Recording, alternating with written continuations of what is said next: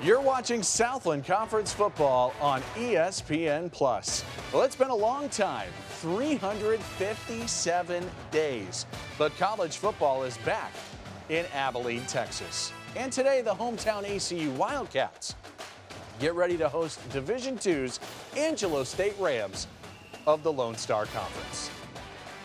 Good afternoon, everybody. Welcome into our socially distanced broadcast booth. Zach Carlisle alongside Owen Simpson. Glad to have you with us. Well, we weren't sure what 2020 was going to look like, but we have a college football season. And these are two teams here today that were originally supposed to play in the spring, opted to play in the fall, and they're really building towards the future. Yeah, there's really nothing at stake coming into this game for both these teams not playing in the spring, both ACU and Angelo State. So really focused on the fall. They're going to have a great time today, and it's going to be exciting to see, again, as you mentioned, the first home game for Abilene Christian in nearly a year. This is going to be some kind of matchup, and it really always comes down to quarterback play, does it not? As we look at our impact players today, we'll start with Angelo State and its first-year starter junior, Zach Bronkhorst. Zach Bronkhorst has really done a good job solidifying himself in that role. Obviously, a few turnovers early in this season, but as Coach mentioned for Angelo State, he has become a true leader, and coming from a six-man high school experience playing football, really developing his quarterback personnel, coming into switching from six-man to 11-man, doing a good job thus far. On the other side, it's first-year starter and former Iowa transfer Peyton Mansell for ACU. And Peyton Mansell, not a lot of time on the field before this season, but since then has done a great job at his completion rate percentage, well over 65%. Had a few turnovers against Stephen F. Austin going back a couple weeks ago, but other than that, doing a great job protecting the ball in his first season at the starting position. Had a game-winning drive last week against Mercer. It is Abilene Christian and Angelo State, two longtime rivals, meeting here on the first Saturday in November. Kickoff from Abilene, Texas is next.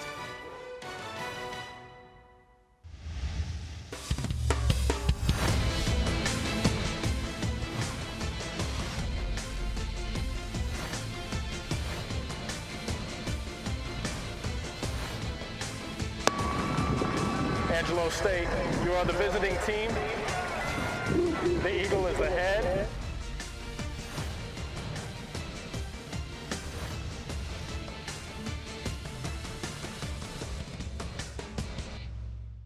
We believe that the first step towards positive change is to stand as one. Driven by diversity. We strive to discover truth, mutual understanding, and the common good. We achieve more together than we do apart.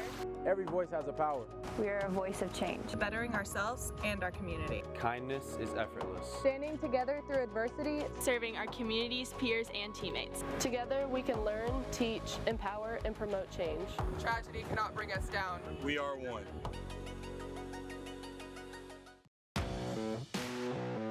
For years, I trained to be the best linebacker on the field. That drive made me a top performer at the NFL Combine, and I played 5 seasons in the NFL.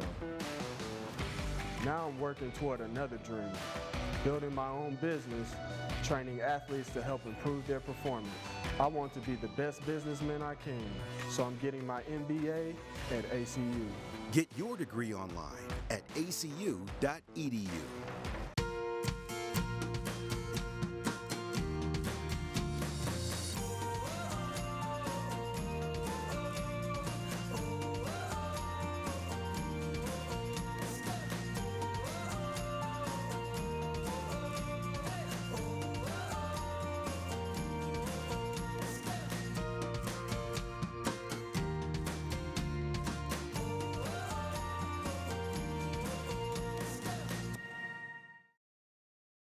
Wildcat Stadium, a building that opened in 2017 in its 4th year as the home of Abilene Christian. It's a beautiful day today. Gorgeous day for football here in November. 79 degrees. Not expecting any issues throughout the rest of the day. Weather-wise, a gorgeous day for football. Angelo State and Abilene Christian, the Wildcats, won the toss and will elect to receive today. Here's the series history. These two teams playing for the 51st time they've been playing since 1965. ACU moved to Division I in 2013. ACU won the toss and deferred to the second half. Angelo State will receive the opening kickoff here today. So we're going to get a chance to see this Rams offense on the road at a Division I school. They went to SFA earlier this season and played well with the Lumberjacks. And they really did. They talked a lot about this coming into this matchup. Okay, we just have to fix a few things to stay in this game. There were a few turnovers and a few costly plays that ultimately made that game a big win for SFA. A few things to correct coming in today with Abilene Christian. Blair Zapata, 6 touchbacks on the season. Glad you're with us. Off we go from Abilene, Texas. And this game begins with a touchback. And so for Angelo State, their offense, with offensive coordinator Kevin Kilmer and quarterback Zach Bronkhorst, we mentioned it. Here's a guy who's in his first year as the starter for Angelo State, and coming on the road, he's adjusting as the starter for the Rams. They like what he's been doing this year. No, yeah, he's taking his time to adjust, averaging about 200 yards passing a game. He's had a few costly interceptions that have made things a little bit more difficult, but this guy, he has transitioned from playing 6-man high school football and now changing over obviously to 11-man here in college. That's a big transition to make at the quarterback position.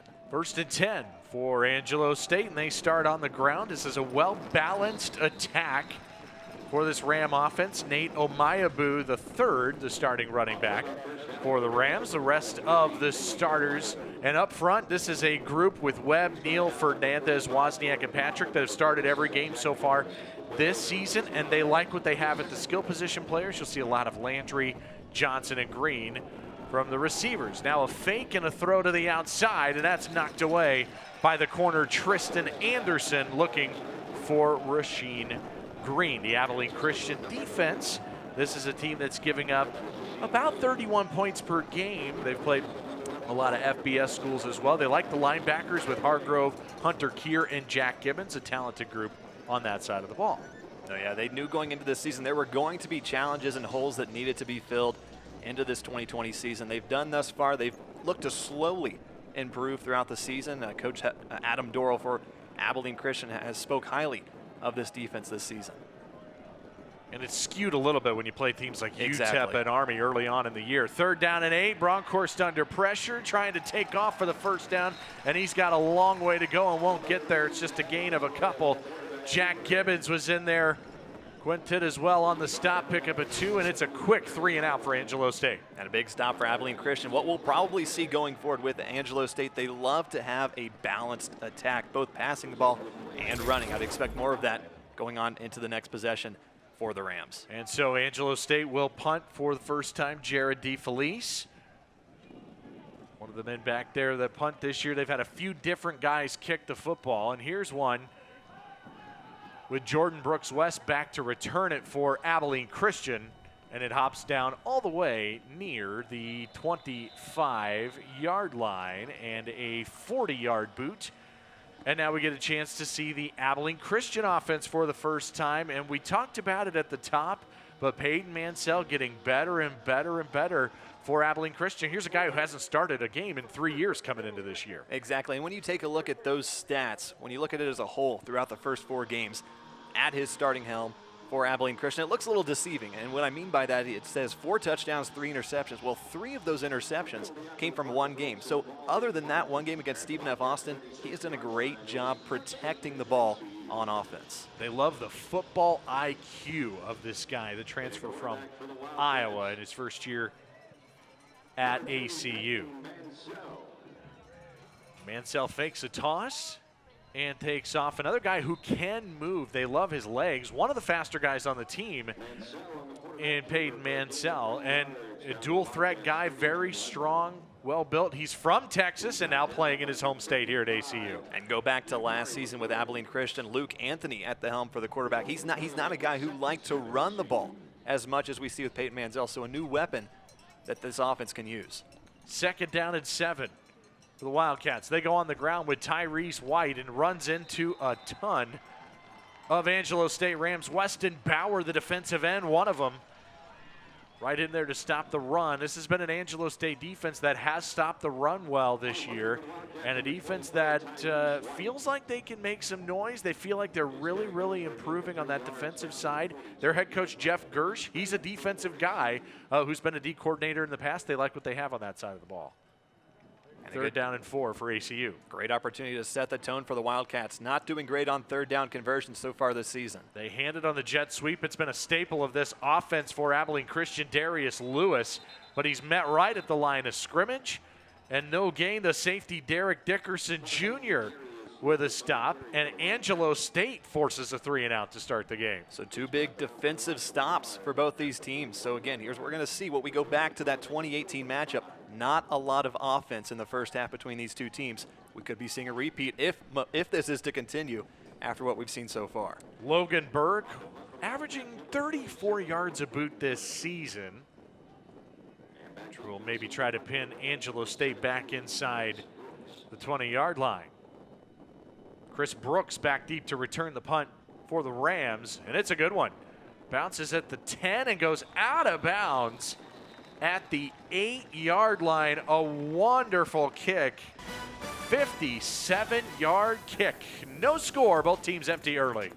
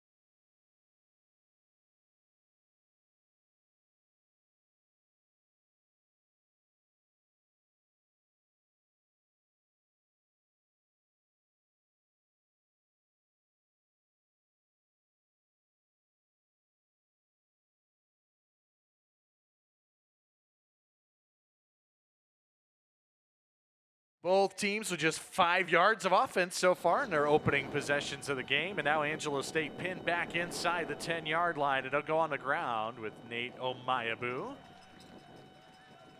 And gets maybe a couple of yards. Jordan Pop on the stop.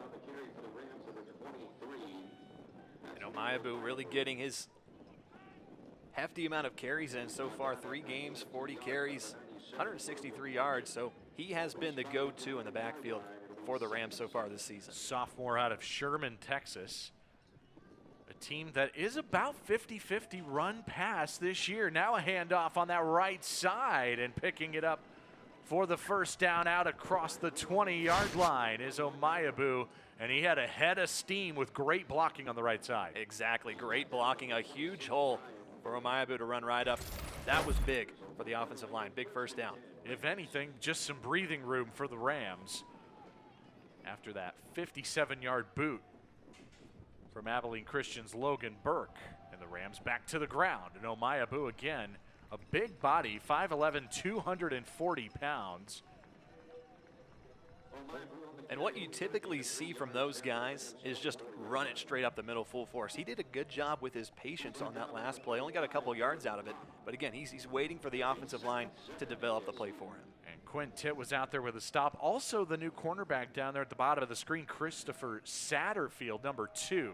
Back to the ground again and exploiting it across the 35 and out near the 40-yard line, and Alfred Greer, the change of pace back, the 5'6" sophomore, with a burst of speed for 18 yards. And when you want to talk about rushing, it's been Omayabu and Greer taking the bulk of the carries. And now back to the ground again, and Greer down the sideline, racing to the end zone for the touchdown. 61 yards in a blur, and Angelo State goes in front on the road.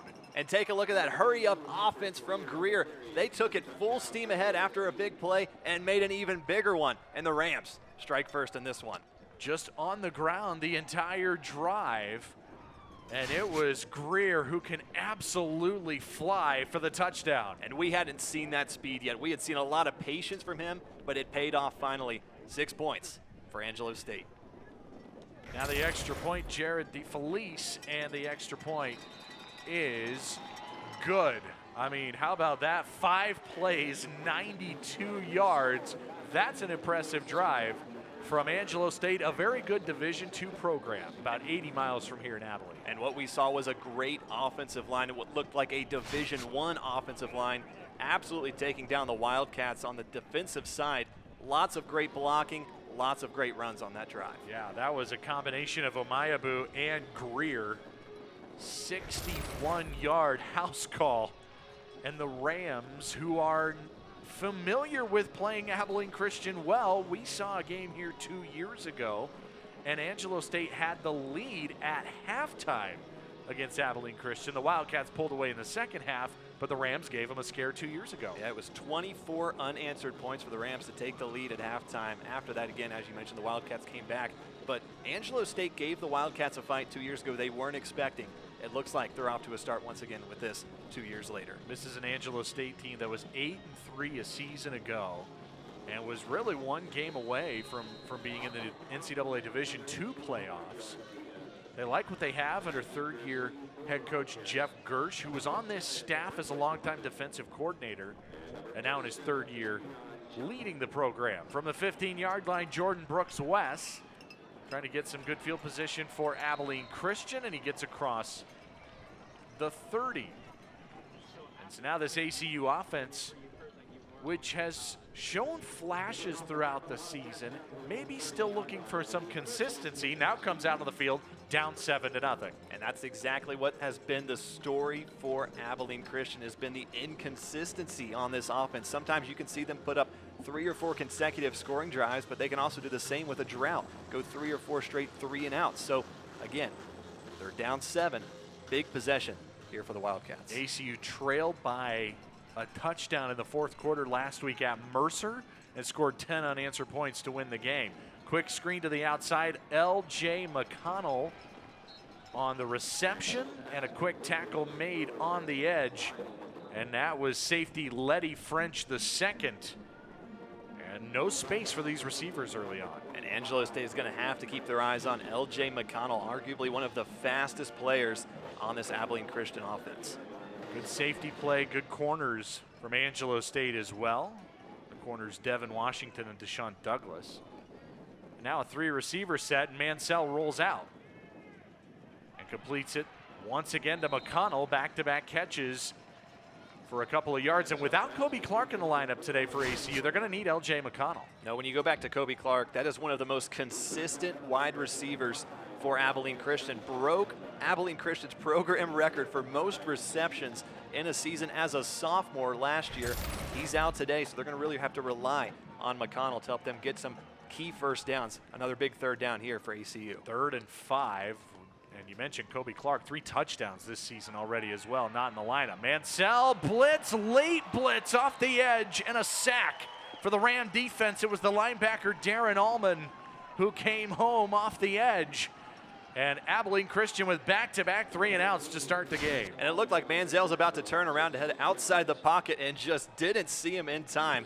Another big stop for these Rams. They have the momentum completely on their side. A delayed blitz there from Allman. Tied for the team lead in tackles coming in, and now he's got 3.5 sacks this season. Logan Burke will punt again. And back near the 20. Chris Brooks comes out with it, and he gets across the 30-yard line. And Angelo State brings their offense out leading by 7. These two teams playing for the 51st time. Longtime rivals. 7-0 ACU. The thing about ACU TV is that we're telling a story, and we're telling ACU's story through the perspective of students and for students, and I think that's just a really unique experience. To work at ACU TV is probably the best experience you will get in a college setting. Being able to do it for football games like out here is like for game days experience, it was awesome. Being able to see your shots and then being able to look back at it and saying like, wow, that was my shot, it was awesome. So in my experience during basketball season was amazing. The work on the floor, getting to teach people, and then also getting to be right there with the basketball players. I couldn't compare it to anything I had done before. ACU has given me so many opportunities that I would have never had at another school. As soon as I started my freshman year, I just dove straight into it. They let me technical direct for ESPN games. I started making features that were shown on ESPN. This is something that almost no university in America can really offer to their students. To be able to go on air on ESPN and ESPN production for a college student is something that a lot of people don't even think is possible. But here at ACU TV, we're given that opportunity. We're given an opportunity to grow and just be able to experience an atmosphere unlike any of us have seen before. For us to show that this campus is more than just football or more than just basketball is so important. We're here for the campus. We're here to better the community and show that ACU has a lot of great things going on. And something that I think is super exciting and really beneficial for the ACU community is we do everything. We have a little bit of something for everybody, and I think that that kind of just elevates in saying we're focused on everybody in community as a whole, and I think that that's really important, and ACU TV does a really good job of showing that.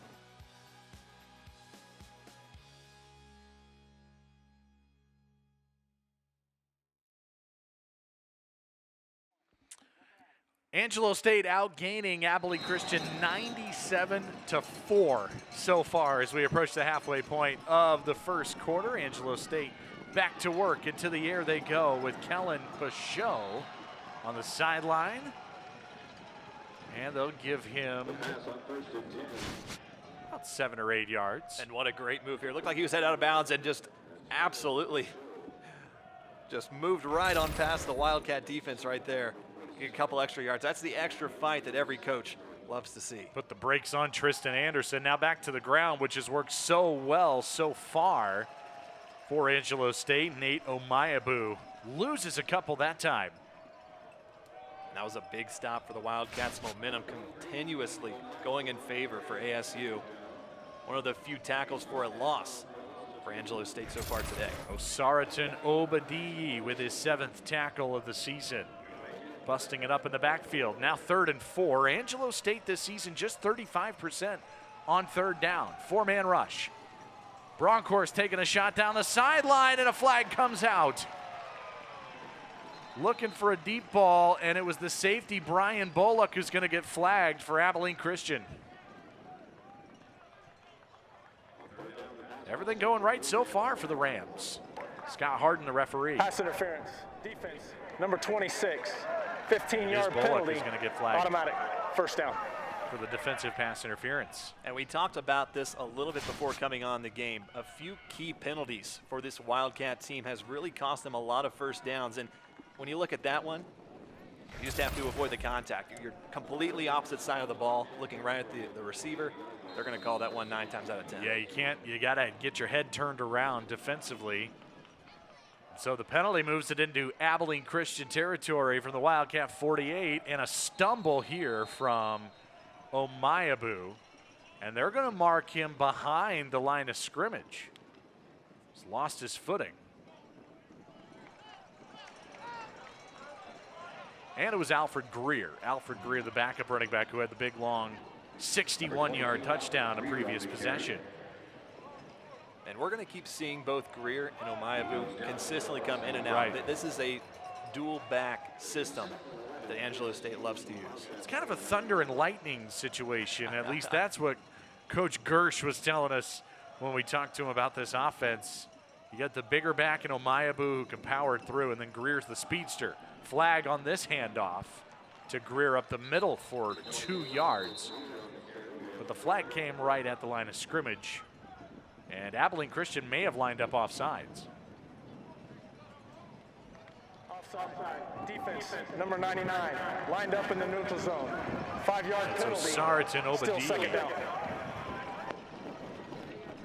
And a free 5 yards, and again, penalties for this Wildcat defense has been kind of a bugaboo this year for ACU. Yeah, you go back to last week in the win against Mercer, 6 penalties in that game, but 3 of those forcing another first down for the opposing team. So again, this is something that head coach Adam Dorrell has talked about every season with this team, and the same as in 2020. Empty backfield and a quarterback draw for Bronkhorst, who gets near the marker right at the line of scrimmage. They moved 4 receivers to the left, and it's a first down for the Rams. Great job blocking on offense for Angelo State, creating a little bit more of separation for Bronkhorst to get a few extra yards and another first down. Hunter here with the tackle. First and 10 from the Abilene Christian 38. Angelo State in full command here, and now another good run on first down. And again, Alfred Greer, who's averaging over 9 yards a carry here in this first quarter. And he keeps it up today. He's going to have well more than 9 yards a carry. 4 rushes going up and around. Well over, actually over now 80 rushing yards, including that 1 big touchdown.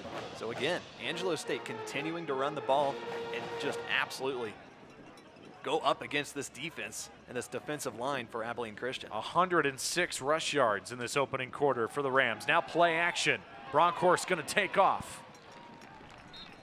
And he's a yard and a half shy of the first down. Jack Gibbons on the stop. The captain for ACU leads the team with 28 tackles. So here we go again. Bronkhorst showing off he can run the ball as well. Like, yeah, that's his 3rd carry in today's game here in the first quarter. So Bronkhorst can run and pass. It's something that ACU has to take a strong note of if they want to change things in the second quarter. You figure 4-down territory for Angelo State here. Well, prior to a 3rd down, a timeout called Abilene Christian will take by their Abilene first Christian. timeout of the half.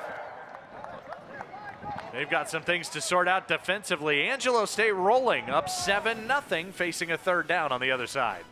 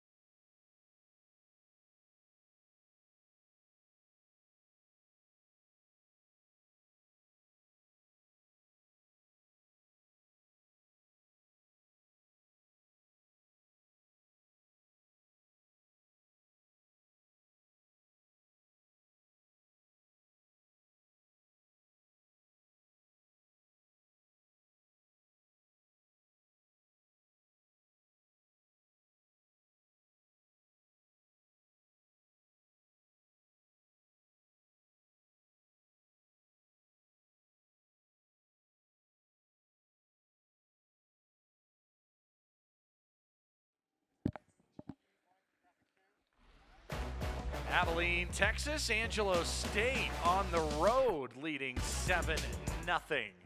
Upset alert, maybe? It's early on here at Wildcat Stadium, and the Rams go on the ground, and it's Omayabu with a lane down the sideline. And the ground game continues to execute for Angelo State. They go on the ground, and it's 24 yards on 3rd and 2. And Abilene Christian has no answers whatsoever to stop the run game. Look at this guy. No one is getting in his way. Another first down, a 1st and goal. Just an unbelievable performance from this running team. Angelo State coming early here in the first quarter. Omayabu and Greer dominating. 132 rush yards for the Rams. Still 4 minutes to play in the first quarter. And now Bronkhorst on 1st and goal gives it up the middle.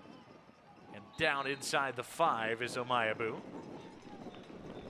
Red zone offense for Angelo State this year, very good. 7 out of 9 scoring. They just haven't been there a lot in their 3 games. And Abilene Christian defensively has struggled in the red zone, giving up 16 scores in 21 tries.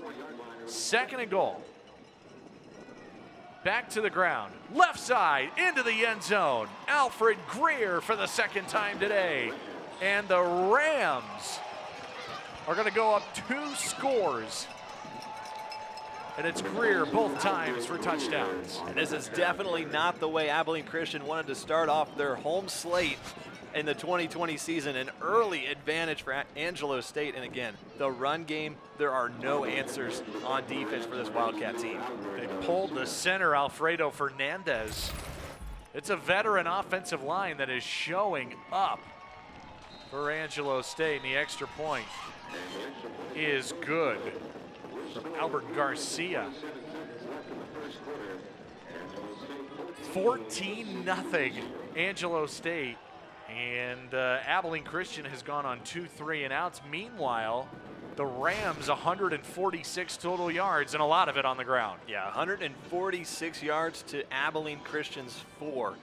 This is the time, if Abilene Christian wants to stay in this game, they have to produce something on offense because the defense sure can't stop the run right now. A 9-play, 69-yard drive in 4.5 minutes for the Rams of Angelo State on the road. And we were talking to head coach Jeff Gersh, who said, hey, the guys are more excited about this game than they've had for any other game this season. Part of it is national television, something that's great exposure for the school. He said these guys had this game circled on the calendar when they built the schedule a couple of months ago. And you've got to think, this is the last game of the season for Angelo State. This is a shortened, it's 2020.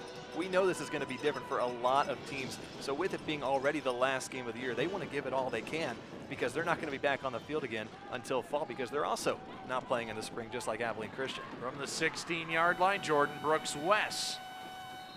It's good starting field position for Abilene Christian out across the 35-yard line, 20-yard return for the sophomore out of Fort Worth, Texas. So some questions and looking for answers for this ACU offense. How do they get this thing going? This team always says we want to establish the run, and they haven't done that so far. Yeah, you have to imagine being down 2 scores early. They're going to start passing the ball more than they typically would like to.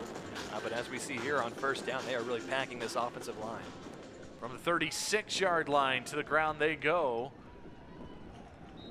And the 4 or 5-yard pickup, a 1st down with Tyrese White. White is the starter, the junior out of Hampshire, Texas, taking over for Tracy James, the all-world running back for Abilene Christian over the last few years. But they really like the freshman Jeremiah Dobbins, who we haven't seen much of so far in this first quarter. Yeah, Tyrese White has gotten the bulk of carries, but has struggled on the average of yards per carry so far this season, just under 4 yards a carry. Meanwhile, Jeremiah Dobbins, as we talked about, a freshman coming out and doing what was really unexpected from him, scoring the first touchdown of the season for Abilene Christian against UTEP back early in September. And then we go back again. Dobbins has just done a phenomenal job, but I'd expect to see him out a little bit more as this game continues. Tyrese White was tackled by Darren Allman on that 2nd down carry, and another 3rd down for ACU, 0 for 2 so far. Facing 3rd down and 4, and they run it again, and it's White, and it doesn't look like he's going to get much. Just a yard, and another 3 and out, and now we'll see if Abilene Christian decides to go for it on 4th down. 3 straight runs and nothing for the Wildcats. And I really don't like that call, especially the way it's been going. You're down 14-0 against a Division II opponent nearing the end of the first quarter, and you run the ball 3 consecutive plays, and now you're stuck on your own, 45 or 44-yard line on a 4th down. Needing 3 yards on 4th down. They go to the line quickly, and they run it again, and Abilene Christian can't find anything. Angelo State's feeling great. It's a turnover on downs. The first man there was Letty French, the second. The safety. Abilene Christian runs it 4 times in a row, and it's a turnover on downs. You have to question, okay, what are you doing? You run the ball 3 times, you can't get a first down, you can't get 10 yards, let alone you get 7 yards in 3 plays, and you run the ball again on your own side of the field. And now you could be going down possibly 21 points near the end of the first quarter because the defense has not been able to stop the run. Not liking the opportunities to go to the air. They have not thrown the ball. Abilene Christian just 5 passing yards. Angelo State's only thrown it for 7 yards. They haven't needed to put the ball in the air so far. And back to work they go from the ACU 43. And Bronkhorst keeps that on the fake. And Jack Gibbons drives him backwards after a pickup of 2. Yeah, I think Gibbons was a little frustrated there. That was a big hit by the big man. Jack Gibbons, the captain of this team, the senior, and talking to Adam Dorrell, just the cerebral player in Jack Gibbons. They think he's going to be a coach someday with just how smart he is on the football field. There's a handoff up the middle, and it's back to Alfred Greer, and again, the pile being pushed backwards, forward progress to the 40-yard line. And 3rd and 7 coming up. And this probably has to be, for Abilene Christian, the best 2 consecutive plays you've had so far in this game. So now they're going to need to do that again. Another big, crucial 3rd down. Abilene Christian has to get Angelo State off the field.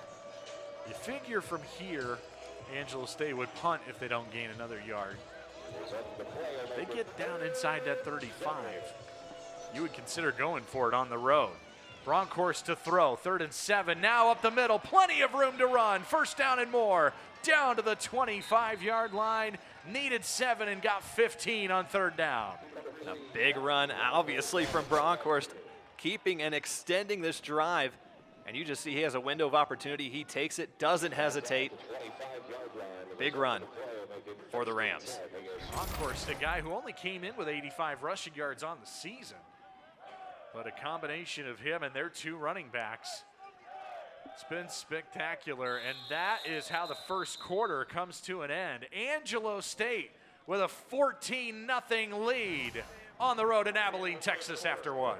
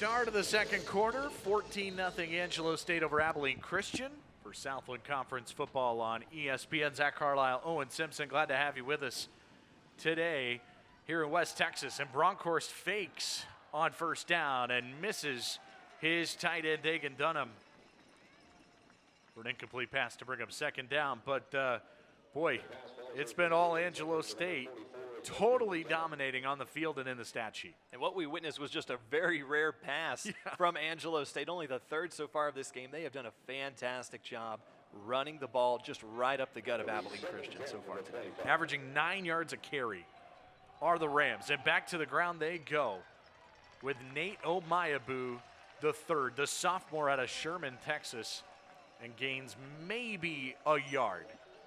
So third down coming up. And this Abilene Christian defense has been gashed the last two drives. They're looking for anything positive here, and a third down stop would be something in the right direction. And we're finally witnessing some resistance over the past few plays from Abilene Christian on defense, forcing Angelo State to now 2 consecutive third and longs. What we saw last time was Bronkhorst taking it on his feet, getting the first down. We'll see what happens here. Bronkhorst 1 for 3 through the air for 7 yards, but he's run it for 28 on 5 carries. Third down. Pressure, Bronkhorst steps up, plenty of room again, takes off at the 10, and he's down to the 9-yard line, and a 16-yard run to set up first and goal for Angelo State. And that is the second consecutive third down where we have seen Bronkhorst just simply make Wildcats miss on a crucial play. So again, what we're seeing here is Angelo State extending the drive once more, and the Wildcats, they're going to be tired on defense if this continues. Head coach Jeff Gersh saying that there's just the development, the invaluable experience that he's going to be getting this year, and what turns out to be basically a free year for the players during 2020 with COVID. And his confidence has grown more than ever, and it's definitely showing here as they will do another quarterback keeper. Bronkhorst down to the 2. And I don't think that this was probably in their game plan for the Wildcats defense, but what we've seen is now the 7th rush from Angelo State. You might want to consider putting a spy on this quarterback. Injury on the field for Abilene Christian, and we'll take a timeout with them. 14-0, Angelo State on the road.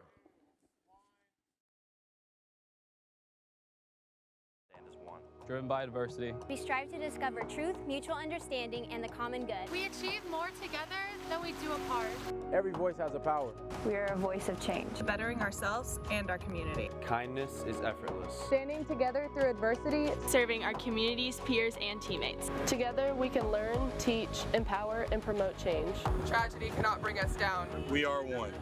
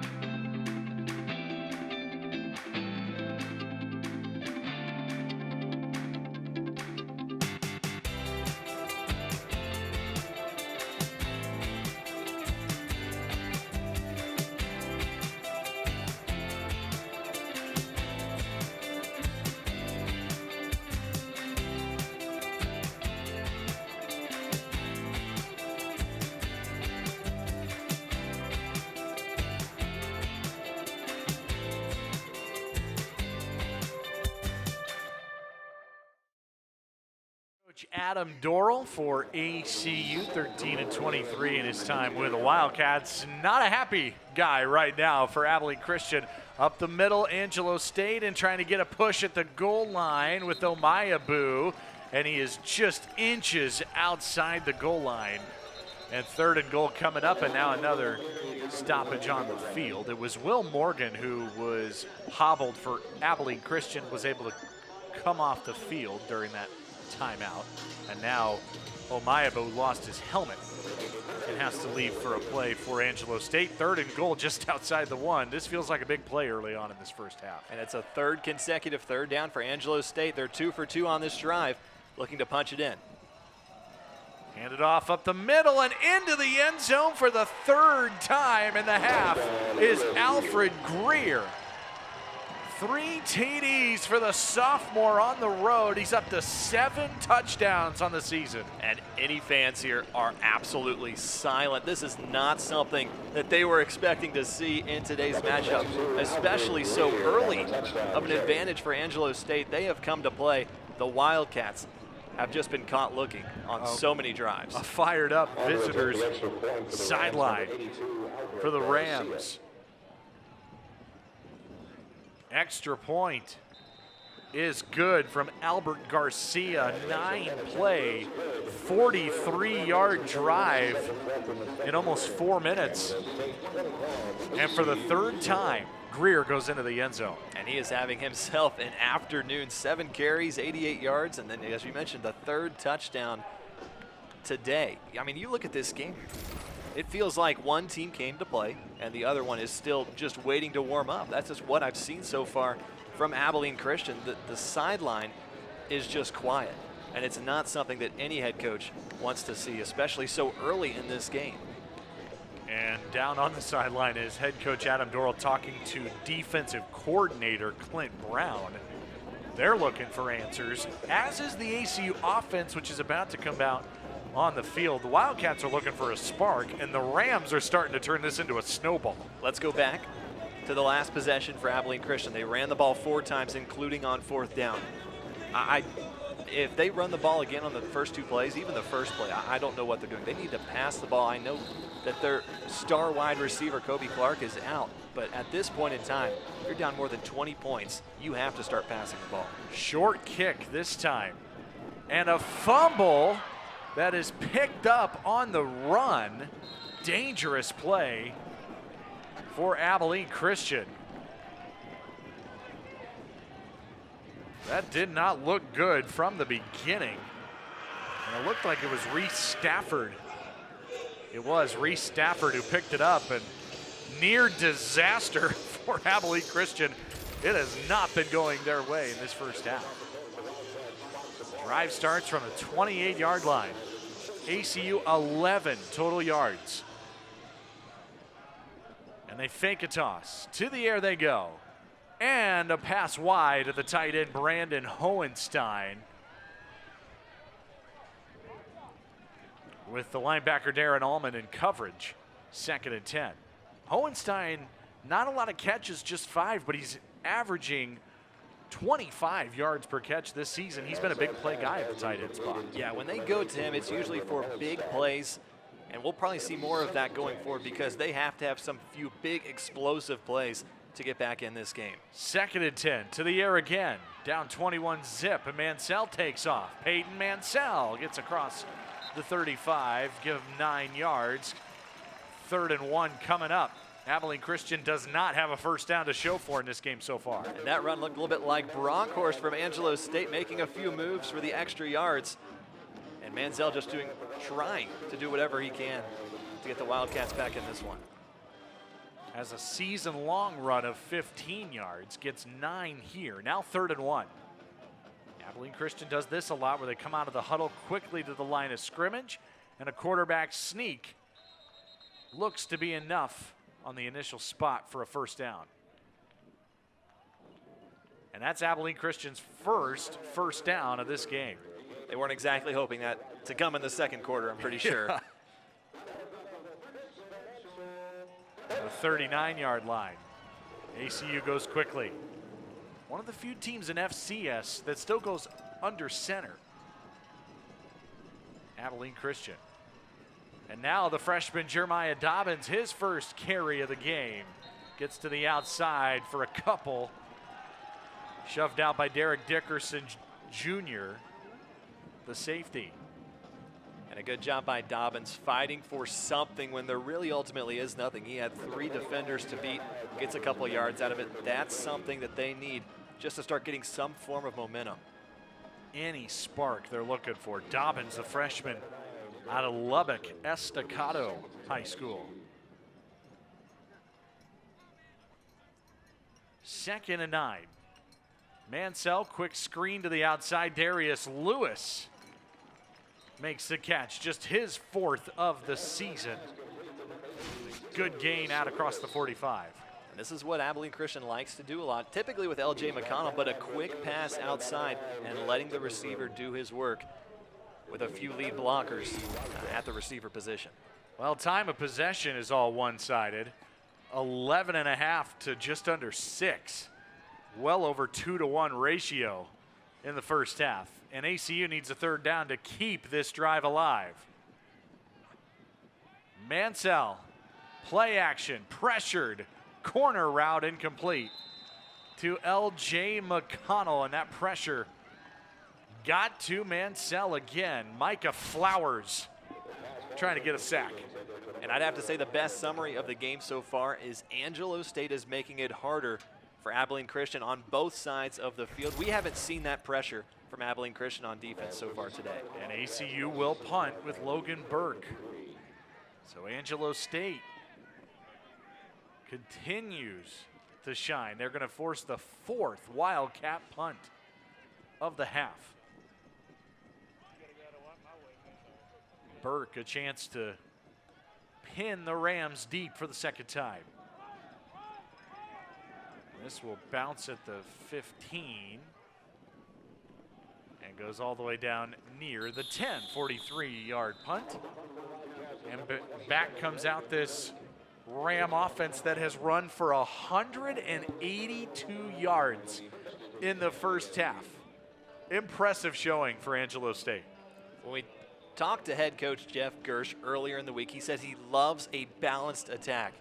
That is not happening today. We have 3 passes and 23 carries so far in this game, and I don't blame him. I would stick with the run while it works. You've got 23 carries and almost 200 yards, and we're barely at the beginning of the 2nd quarter. Angelo State averages 195 yards rushing per game. They're 6 yards away from matching that total. And they start from the 11-yard line. And on the ground, right on cue. And Omayabu gets 1, maybe 2. Ran right into Abilene Christian, and one of them was the safety Brian Bullock, who is a guy who loves to come up and get tackles. 2nd on the team with 23 tackles coming in to today. 2nd and 9. The 28th play of the game for Angelo State. They've run 12 more plays than Abilene Christian. Back to the ground again. Omayabu gets the edge. And another 1st down carry. Out to the 24-yard line. 12 yards on 2nd and 9. And what you don't see on that play is the formation on the offense. They had 3 receivers out to the right, spreading out that Wildcat defense. And again, going to the left side of the field, giving a little bit more separation. And Omayabu has had already a big advantage with the offensive line, but that formation also gives them more of an advantage for the Rams so far. 3 receivers at the top here on 1st and 10. For the 23, Bronkhorst. He's used his legs all game and gets another 1st down carry, and he's shoved out of bounds by Gibbons after 12 more yards to the 35-yard line. Look at this ground total. Angelo State, this is so one-sided right now. I mean, there is no other way to describe it. This looks like classic old school football because there's no passing whatsoever. It's just run the ball in whatever way, whatever direction you want, and it's been working for Angelo State. A shocking development in this first half. No doubt about it. Up the middle again, more carries and more yards for the Rams. It continues to accumulate, and it's Zoran Rideau with a carry out near midfield. And again, a great job by the offensive line, doing their job throughout the entire game so far, and a big hole right up the middle for the Rams, another big first down. Just the second carry of the season for Rideau. A freshman out of Houston. Now Bronkhorst to throw, taking a shot down the sideline. And looking for a flag is Austin Landry, and he's not going to get it. Boy, that looked awfully close to pass interference again on the outside on Donovan Johnson. And let's take a look at it one more time. I'm not sure if Johnson made any contact. Let's take a look. No, there is contact all over. But what it looks like, though, is the receiver really grabbing around Johnson's back. So that's a hard call to make for an official. Did he get his head turned around, too? Johnson, a sophomore to Cypress, Texas. Now play action to the middle, and a dime delivered inside the 40. And a great catch by Chris Brooks. Going to the turf, just a second catch of the season, and what a throw from Bronkhorst. And a small window of opportunity, and it's hard for a quarterback who doesn't throw the ball much in a game like this to get right back in the rhythm and throw such a tight pass like that we just saw. First down of the 38-yard line. The Rams shown the ability to go the length of the field. This drive started at the 11, and now Jack Gibbons wraps up. And I think that time it was back to Alfred Greer, and he gets maybe 2. So what we've seen from Greer, that's 8 carries now, splitting it with Bronkhorst, with also has 8, and then Omayabu with 11. So again, that great balanced attack, running the ball from multiple runners, and then obviously the quarterback. They love to show multiple looks. Kevin Kilmer in this offensive attack, the offensive coordinator for Angelo State. Bronkhorst to throw again, time. Rolls away and throws it away. To the sideline, and pressure starting to come there at the end of the play. Bronkhorst bailed on the pocket a little too quickly. Here's third downs. Hasn't gone so well so far for Abilene Christian, but Angelo State on third down is 4 of 5 so far. That's something that we saw from the previous drive that kept extending it. We saw 3 consecutive third down conversions from the Rams, which led to the 3rd touchdown in this lopsided game so far. 3rd and 9.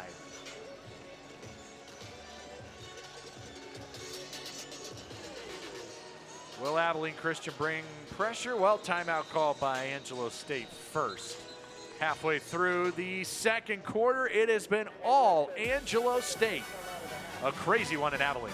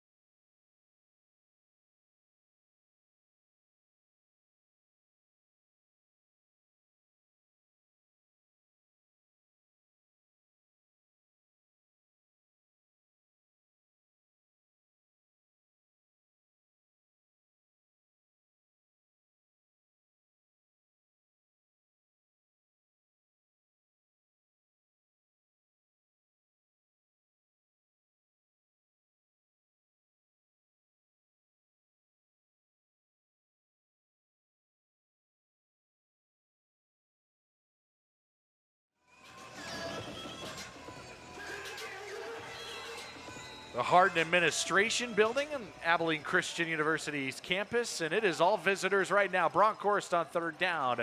Fires incomplete, intended for Austin Landry. Well, it's been all Angelo State. It's really been kind of a stunning development here. Wildcat Stadium. Division II team coming into an FCS school, dominating from start to finish.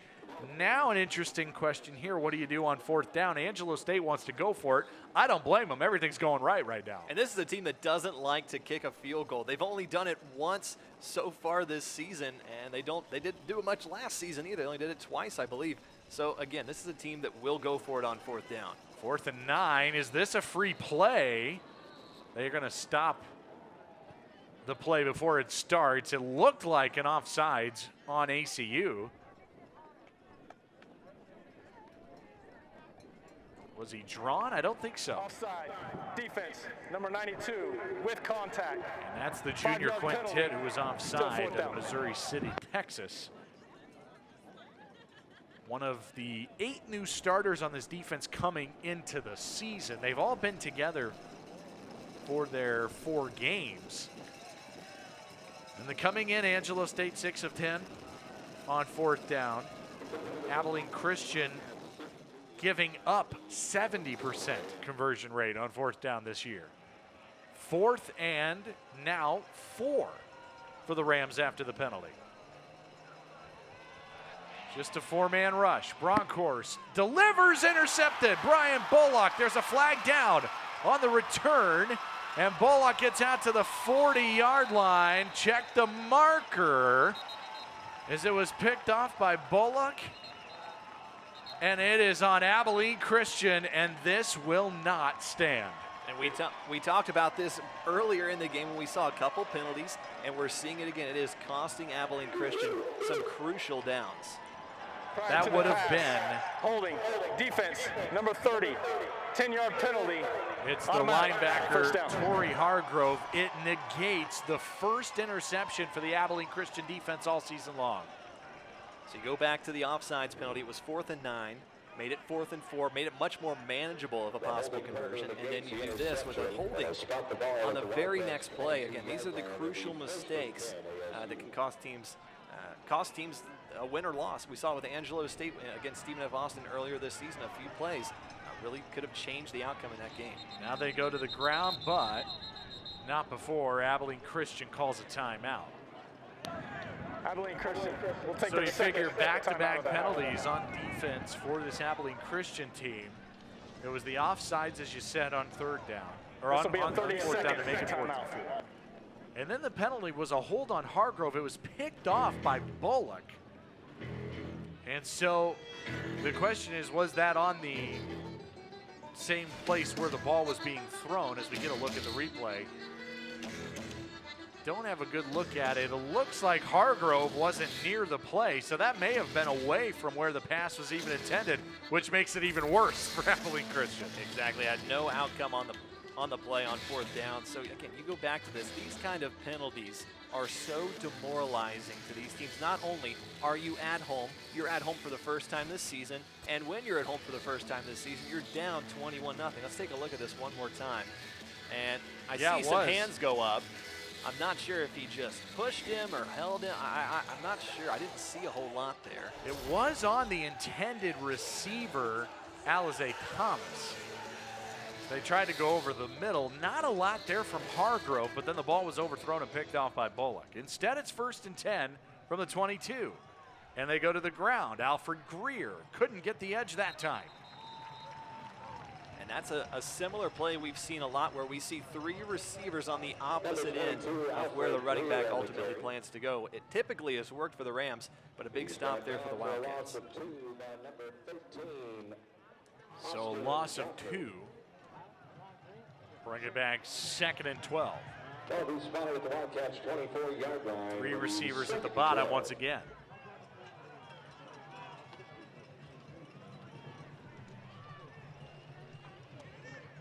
Second down and 12, 4-man rush.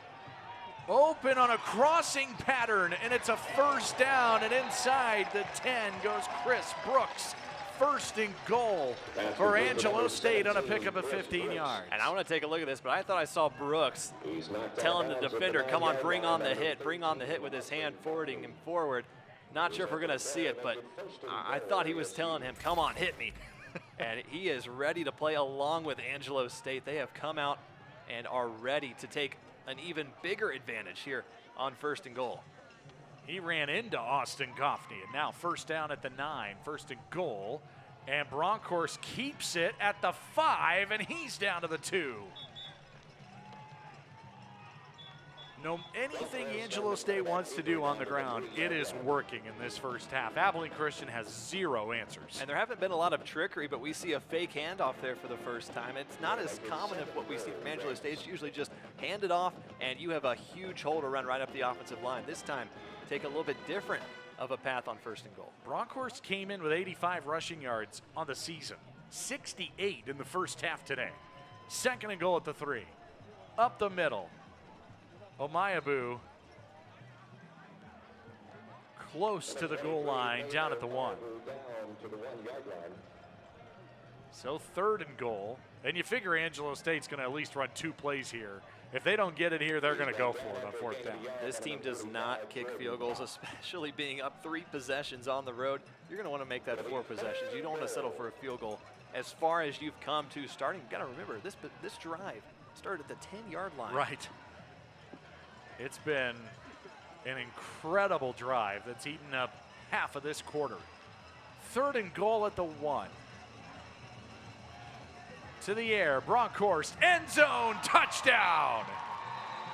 Touchdown, ASU. Justin Pegues, wide open in the back of the end zone. Angelo State an extra point away from a 4-touchdown lead. And that was Austin Goffney trying to cover what, I don't know what he was doing, just got completely beat right off the snap. And again, Angelo State, I don't know another way to put it. They have come to play, and the Wildcats are still trying to warm up. Touchdown pass to number 83, Justin Pegues with his first catch of the season goes for the touchdown. Angelo State up 28.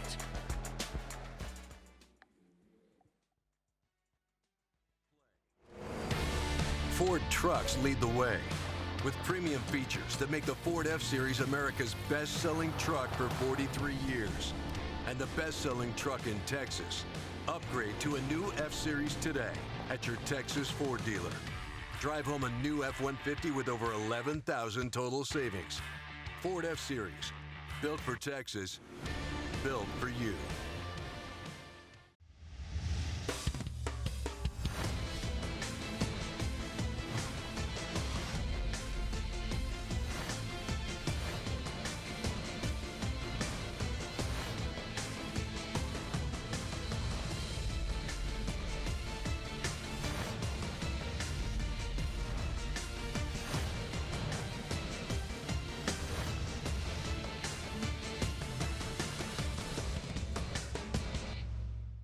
We believe that the first step towards positive change is to stand as one. Driven by diversity. We strive to discover truth, mutual understanding, and the common good. We achieve more together than we do apart.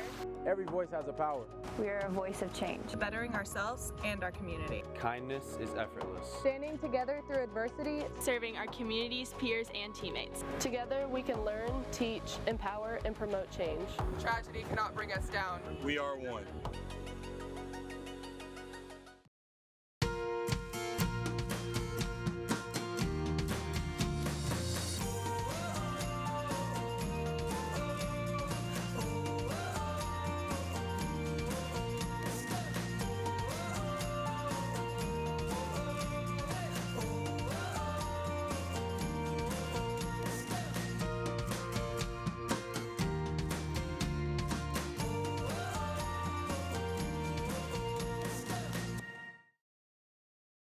Well, we see the score. Do we believe the score? 28-0, Angelo State over Abilene Christian. How about a 14-play, 89-yard drive in 6 minutes? I am very stunned as to what's happening right now here in Abilene, Texas today. And it's already hard enough for a Division II school to come in on the road against an FCS opponent. But what they have done, it makes it look the other way around, like an FCS school is playing a Division II opponent.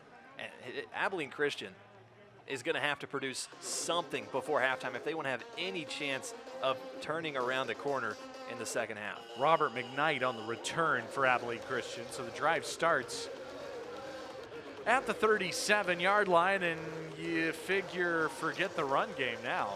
I mean, you're down 28 points with 4:15 to go until halftime. ACU might go solely to the air, but again, without their top target and Kobe Clark today. Junior out of Sweetwater. And before first down, timeout Abilene Christian. So they're not only having issues trying to figure out how to figure out this defense, but now having to call a timeout before they even start their drive. Look at the first downs. Are you kidding me? 14-1? And while, let's mention this also, the first down that Abilene Christian had was on a third down conversion. So they're not getting huge yards on big plays. They haven't done anything on offense. I mean, let's look at the comparison with how many plays there's even been. You look at Abilene Christian, they've had 5 passing plays, 11 rushing plays. And then you go over to Angelo State, 9 passing, 31 rushing plays in the first half. Also, 31 of those rushing plays, 227 yards on the ground, 7.3 yards a carry. I mean, total plays is 40-16 in the first half. This is absolutely crazy right now. And so you figure this has to be putting the ball in Peyton Mansell's hands and trying to let him come up with something. They just need some momentum right now, because right now there's nothing. They really just need one big explosive play. Have they gotten past the 50-yard line? I don't believe they have. If they did, it was very close. And when you go back to that, again, they just need one explosive play to get something going, igniting on the offensive side. Mansell rolling left in the pass high, looking for Dax Neese, number 19 on that crossing route. And Mansell is 3 for 6 through the air for just 12 yards. He's missed a couple of throws high. And see, that's the problem, that a quarterback is put in a position when you're down as much as you are right now, and you haven't thrown the ball that much. So already you may not be really warmed up and ready to go and go throw a 20, 25-yard pass because you haven't done it all game. That quick jet sweep handoff, and it's a loss of 2. L.J. McConnell knocked down and knocked backwards. Eric Rasco, one of them in there, Letty French as well. Angelo State has done its homework on defense. They know where they're going. They've seen the jet sweeps, they've seen the short, quick passes right off the snap, and they know how to attack this offensive line on defense. 3rd down and 12. Mansell fakes and throws over the middle, incomplete. And looking once again for L.J. McConnell. And in the blink of an eye, it was a lightning quick 3 and out for Abilene Christian. And the body language, not so positive for ACU right now either. And it looks defeated. You still have 33 minutes to play.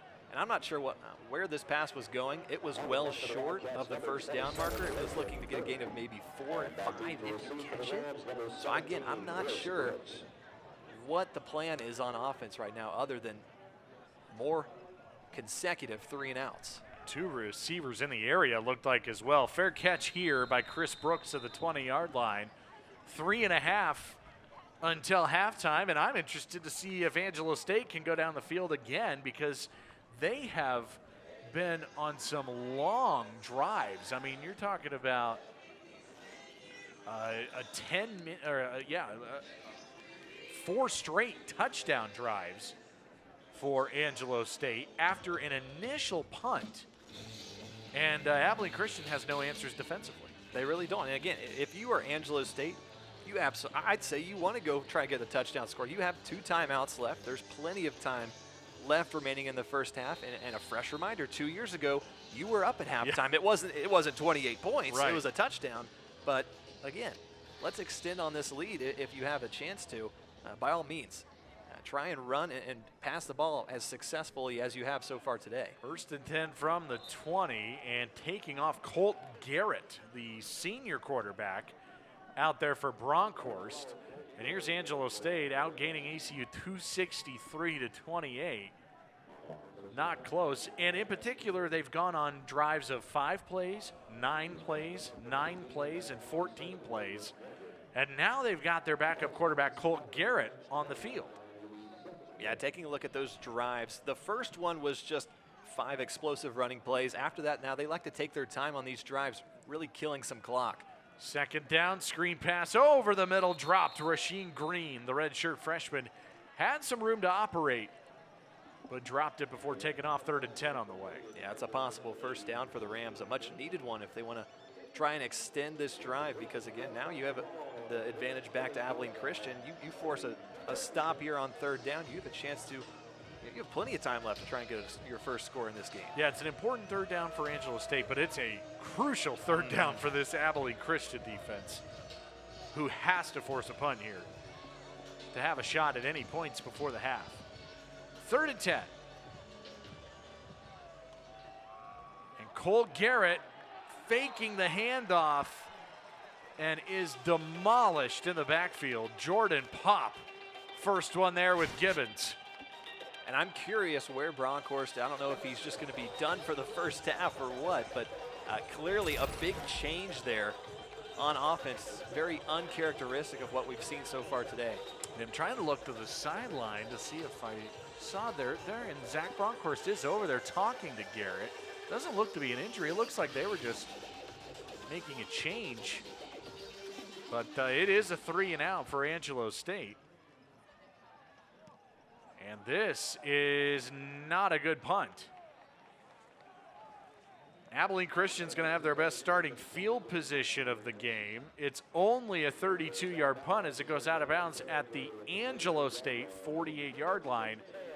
Well, this is a golden opportunity that has to be taken advantage of here for the Wildcats. Yeah, I'd have to say this is the first time Abilene Christian has been past the 50, and it's starting past the 50. Right. 48-yard line, ACU on the year averaging about 370 yards per game on offense. Today, 28 total yards. They will hand it off and the penalty marker down. Jeremiah Dobbins, good gain. We'll see if it stands as he picks up 15 yards. Number 21, Jeremiah Dobbins on the carry. Flag was thrown early along the sideline. And we'll check in on Scott Harden again. Under 2 minutes until halftime. Offside, defense, number 39. That penalty is declined. Result of the play is a 1st down. So that play will stand. It's an offside against Angelo State. Eric Rasco. Best play for Abilene Christian today. They nearly doubled their total yards on that single play. 12-yard rush. They have 40 total yards in today's game in the 1st half. At the 36-yard line. Trailing 28-0. Mansell will run. Rasco twists him down after a gain of 5. It's time to run hurry-up offense for the Wildcats. You want a touchdown before halftime. And maybe use some clock as well. Exactly. So they're content to slow it down a bit. Pistol formation. Hohenstein in motion.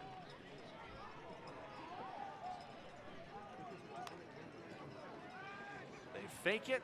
Mansell, longest time to throw today. Down the field, and it's the tight end Hohenstein inside the 10. And there's a penalty down to the backfield as Mansell was slow to get up. See if it's a late hit on Angelo State. They found Hohenstein for a big gain. Is a completed catch. Personal foul. Roughing the passer. Number 94. Defense. Low hit to the quarterback. Half the distance to the Weston goal. Bauer for First the down. roughing the passer. Take a look at this play. A big explosive play, one they have been searching for all 1st half. And And now 1st and goal. And honestly, when I saw Manziel go down, I saw him hold his knee, and it looked like it wasn't going to be good. But quick shake up, and he's back up. 1st and goal here. And they'll toss it left. Dobbins coming left. Broke one tackle, dives for the touchdown. Abilene Christian on the board here in the first half, and it's the freshman Dobbins who takes it home for his 4th touchdown of his rookie campaign. And we were talking about this in the first quarter. We didn't see him on the field, and as he comes in here in the second quarter, making an impact they haven't seen so far today. After the 26-yard completion to Hohenstein, and then the roughing the passer to add half the distance to the goal. The TD for Dobbins, and Blair Zepeda's extra point is good. Life for the Wildcats with 1:04 to go until halftime. Down 28-7. They needed everything out of that, and they got their first touchdown of the game. 21 and 28 is so much of a different score, a deficit when you go into halftime. So again, now there's some signs of life on this side of the field for the Wildcats that we haven't seen today. And that was important because Abilene Christian's going to get the ball to start the 3rd quarter as well. So we go back to the touchdown. Again, Dobbins has been a workhorse as a freshman, just doing everything he can. The first touchdown of the season, the first touchdown here today. Offensive coordinator Josh Lamberson talking to him about freshman Jeremiah Dobbins. He said when he figures it out, just mentally, where to go, how to run the offense, what to do, he is as dynamic as anyone that he's ever seen. And they keep saying the sky is the limit for this kid. And he's shown really good spurts. When he was out there on that drive, he really gave him a spark offense. And something else to think of too is because of COVID-19 and the red shirt blanket, this is year 1 of 5 for Dobbins. So he has plenty of time to continue to improve, not just physically, but mentally as well. Yeah, the next year he'll be a COVID freshman, right? Are we going to use? I think we should incorporate that term. Not necessarily a redshirt freshman. 28-7. Still 64 ticks until halftime, and a fair catch right at the 25-yard line. Jalen Brown for Angelo State. So the Rams, 2 timeouts, 1:04, up 28-7. A couple of options here. They could try to go down the field and air it out and try to get this thing into the end zone again. But the other side of that is you don't want to make a mistake and give ACU anything else going before halftime. And I have to say that everything changed on the last possession where Zach Bronkhorst came out, and we didn't know what happened with him, and the 3 and out for Angelo State when they were really doing a great job on offense. And Bronkhorst still on the sideline. It's Colt Garrett once again. And now a flag, and Angelo State didn't get the play off in time. Delay game. Offense, number 12. 5-yard penalty. Still 1st down. That'll move the Rams back 5 yards. 1st and 15. Abilene Christian out of timeouts, so they can't stop the clock defensively. 1st down handoff. And again, it's Zoran Rideau who ripped one off for a big gain his first time and picks up 3 here. The Rams are in absolutely no hurry. They may be content to just get this to the locker room up 28-7. And I'm sure they're okay being up 28-7 at halftime on the road. Yeah, it's not 28-0, but it's 28-7. It's definitely something that they are more than content with, but we're going to have a question going into the second half. Where is Zach Bronkhorst, and what can we expect from Colt Garrett if we have to see him out on the field again in the second half? Yeah, first action of the season for Garrett. Now a handoff here to Rideau again, the freshman from Houston. Back across the original line of scrimmage, and that should be the final play of the first half. Angelo State, less than 100 miles away from Abilene, Texas. They come up on the road at an FCS school and score 28 points in the first half and have dominated this game from start to finish. 28-7, Angelo State. positive change is to stand as one. Driven by adversity. We strive to discover truth, mutual understanding, and the common good. We achieve more together than we do apart. Every voice has a power. We are a voice of change, bettering ourselves and our community. Kindness is effortless. Standing together through adversity. Serving our communities, peers, and teammates. Together we can learn, teach, empower, and promote change. Tragedy cannot bring us down. We are one.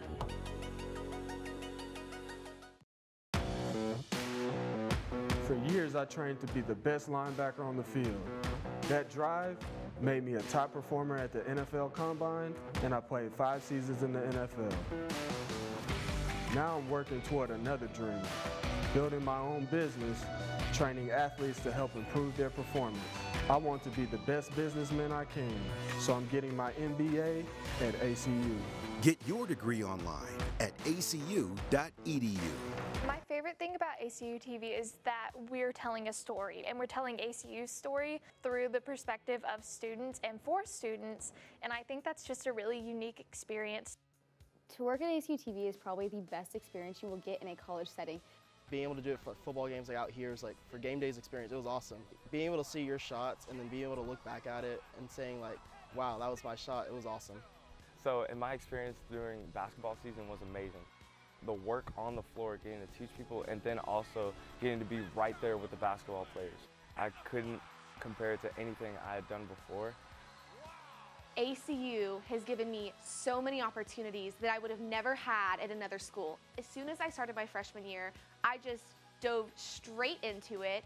They let me technical direct for ESPN games. I started making features that were shown on ESPN. This is something that almost no university in America can really offer to their students.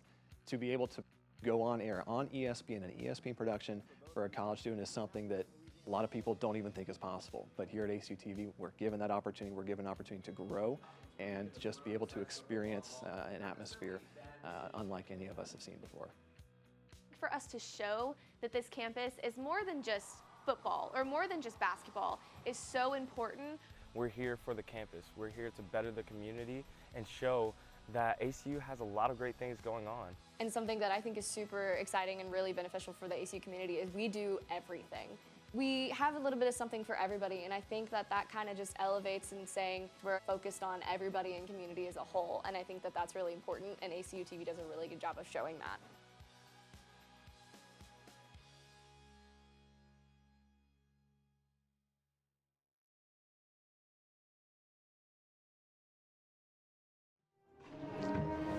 This first half, Angelo State coming to Abilene and leading 28-7 at halftime. All Rams on the road, outgating ACU 265-72. More halftime here on ESPN, as this has been all visitors today from opening kickoff in this game.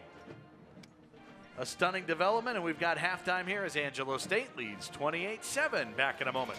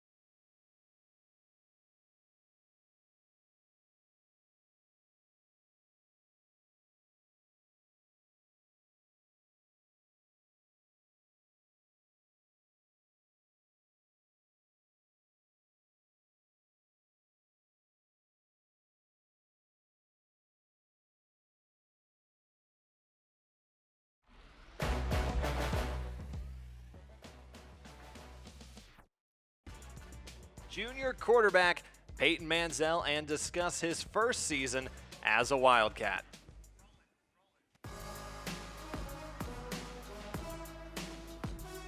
Peyton's running right. He's running, and he's going to hop into the end zone for 2. And he is fired up. Played Belton High School in Texas, have a pretty successful resume there. What made that decision for you to go play in Iowa? You know, it was just a culmination of things. You know, got offered by North Dakota State. That was my first offer, so, you know, that was something that I was really considering. And then, you know, Coach Davis, the coach who recruited me at Iowa, he actually knew my head coach, so it was kind of just a funny story there. He was watching my film, and then he looked at where I was playing at, and then he looked at the name of the head coach, and he was like, oh, I know that guy. They were actually at Texas at the same time coaching. So he gave him a call. He came down to visit me in the spring. He watched me play, and then they offered me, and I went up and took a visit. You know, I really loved Coach Ferentz. I loved the community up there, loved the staff, so committed pretty quickly in the process. And speaking of other offers, while we're on the topic, you had some other offers in the Ivy League. Harvard, school's not necessarily known for their football, but rather their academics. So what was it like for you to have those offers from them? You know, it was awesome, you know, especially just getting to form connections with the coaches up there and, you know, have the opportunity to maybe make that decision to go to an Ivy League school. You know, my dad being military, both of my parents being military at one point. My dad's still active duty, you know, he was always on my butt about academics. So, you know, that was something that, you know, he really harped on me that, you know, you can be great on the football field, but if you're not great in the classroom, you know, you're not going to be able to do anything. So, you know, really having the opportunity to have in the back of my mind, you know, I could go to an Ivy League school, you know, that was something that was awesome to have in that process. Let's talk about ACU. So you decided to transfer here at ACU. What was behind that decision? You know, just time to come home. You know, everybody thinks that, you know, their first choice is going to work out and they're going to go and be the guy at the school that they choose first. And, you know, it just didn't really happen for me at Iowa. So, you know, pulled the trigger, decided to transfer, and then pretty quickly decided I was going to be going to an FCS school just so I didn't have to worry about trying to get a waiver. You know, I talked to my wife and we agreed, you know, if I'm going to an FCS school, I think there's like 12 or something like that in Texas. So we decided pretty quickly that, you know, being in Texas was ultimately the idea, especially because we were married at that point. My best friend in high school was my tight end, and Remington Lutz, and he actually plays here. You know, he came here straight out of high school, and I called him up. I was like, hey, you guys need a QB? And he was like, actually, yeah, the last QB grad transferred, so we need a guy. So, you know, that process happened pretty quickly. Came on a visit here, met Coach Lambeau, met Coach Dorrell, you know, really fell in love with the place, fell in love with the staff, and, you know, I committed the night I came on a visit, so. You mentioned your wife a moment ago. Now, she actually now also has the athletic gene as well, playing for Baylor as a pitcher. What has her influence been like on you throughout your time in college? You know, she's my rock. I mean, there's so many words to describe her. I mean, but she's ultimately just been that person that, you know, I can talk to about stuff like this because, you know, she's been through everything that I've been through basically. You know, she actually played at ACU her freshman year. She transferred, she redshirted, and now she's playing at Baylor. So, you know, we've both kind of been through the same process. But, you know, I mean, she's ultimately somebody that I can talk to about just about anything just because, you know, she's my best friend and you know, she's an athlete and she's just as big of a competitor as I am. So she knows what it's like to be through grueling practices and competing on the highest level. So let's talk about your first time in purple and white. You go play against UTEP in El Paso. What was that experience like just to get out on the field again? You know, it was awesome. You know, I thought, you know, I was pretty nervous going into the game just because it was the first time that I actually started a game in a couple of years. But, you know, everybody around me was so supportive. All the coaches were really supportive. I knew the guys on the field had my back. And, you know, it's hard to put into words how great of a feeling that was going on in the field with 11 guys or 10 guys who just, you know, have your back. So. And shortly after that, you go play Army up in West Point. Now, that game meant more to you than it did to some others because, as you mentioned, your parents both played there up in West Point. What was it like, not only for you, but for your family as well, to go out there and play against Army? I mean, just being able to be back in that atmosphere in Mikey Stadium, you know, it was surreal. You know, you're driving in, and it's such a gorgeous place. And I mean, I'm texting pictures to my parents of like us on the drive, and they're like, oh, we remember that town. Oh, we remember that gate. And then I sent them a picture of the stadiums, and they're like, I mean, we can't tell you how many times we ran under those bleachers. But I mean, you know, just being able to go back up to West Point. I've been there once before to see a football game, and, you know, to get the opportunity to play in front of the Corps cadets. It's such a rowdy group. So, I mean, it was an amazing experience. You know, I wish my parents could have been there, but ultimately, you know, it was an experience that I'm never going to forget. So. Obviously, this is a crazy year with COVID-19 in college football. When things get back to normal, when you get back out on that field again, what do you hope to accomplish this season and future seasons? You know, just continue to improve as a team and individually. I mean, you know, just continue to embody our standards. Selfless, tough, and disciplined. It's something we've really harped on, especially on a year like this where there's so many exterior factors, you know, working against us, working to divide us. But, you know, I think that our team and the group as a whole have done a really good job about just staying really interlocked and really interconnected and through this whole experience. So.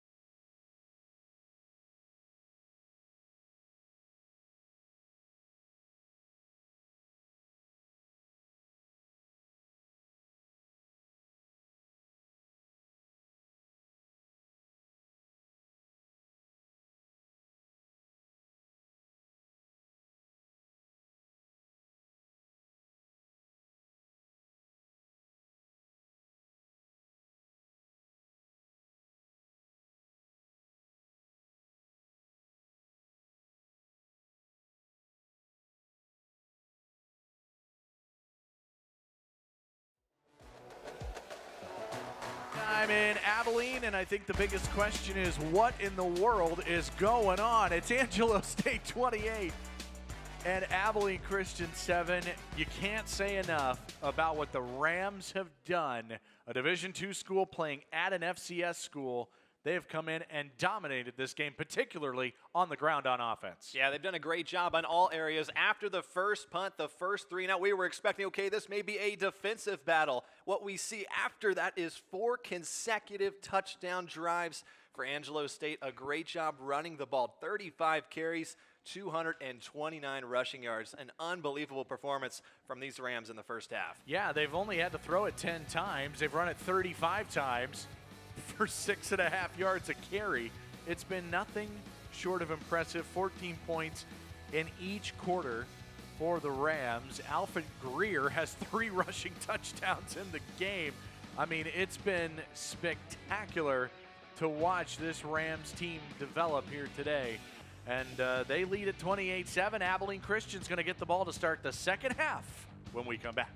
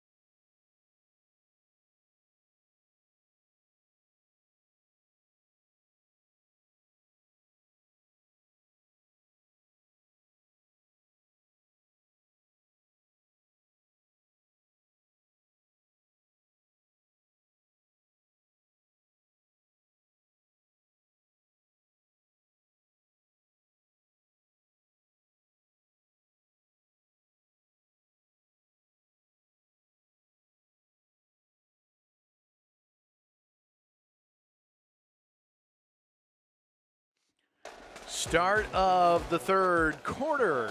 Angelo State and a stunning development all over Abilene Christian, 28-7. But the Wildcats at home get the ball to start this third quarter.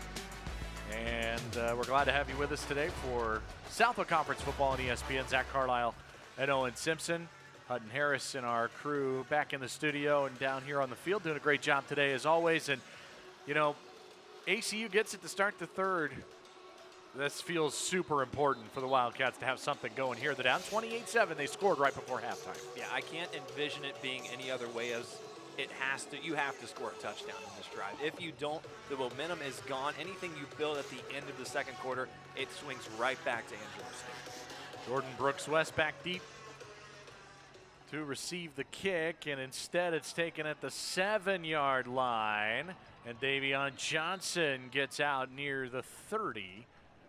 And the drive will start at the 28, and they play her down for Angelo State on that kickoff.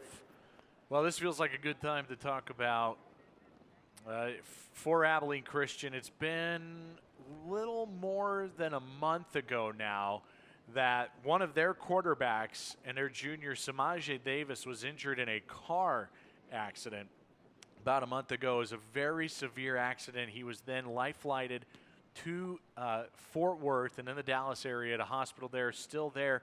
And his family And Abilene Christian has gone through so much with this football team over the past month or so, and just sending prayers and trying to help out the family, the Samaje Davis family, one of the players they love the most on this team. Yeah, when he was struck by, it was a drunk driver going over 100 miles an hour one night, and the team has showed incredible support for the guy, and truly an amazing story here. First, it's just been all around an amazing experience to show support for this guy.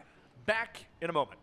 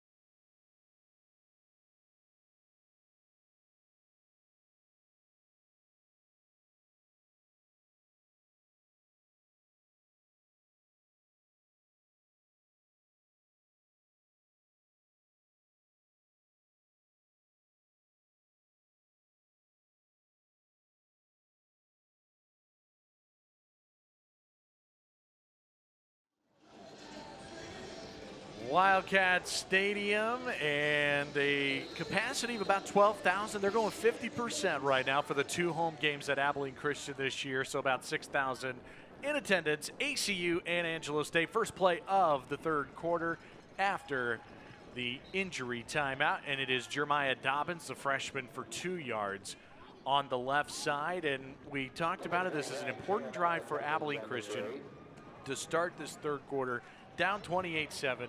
They score a touchdown going into halftime, and now a chance to cut this to a 14-point game.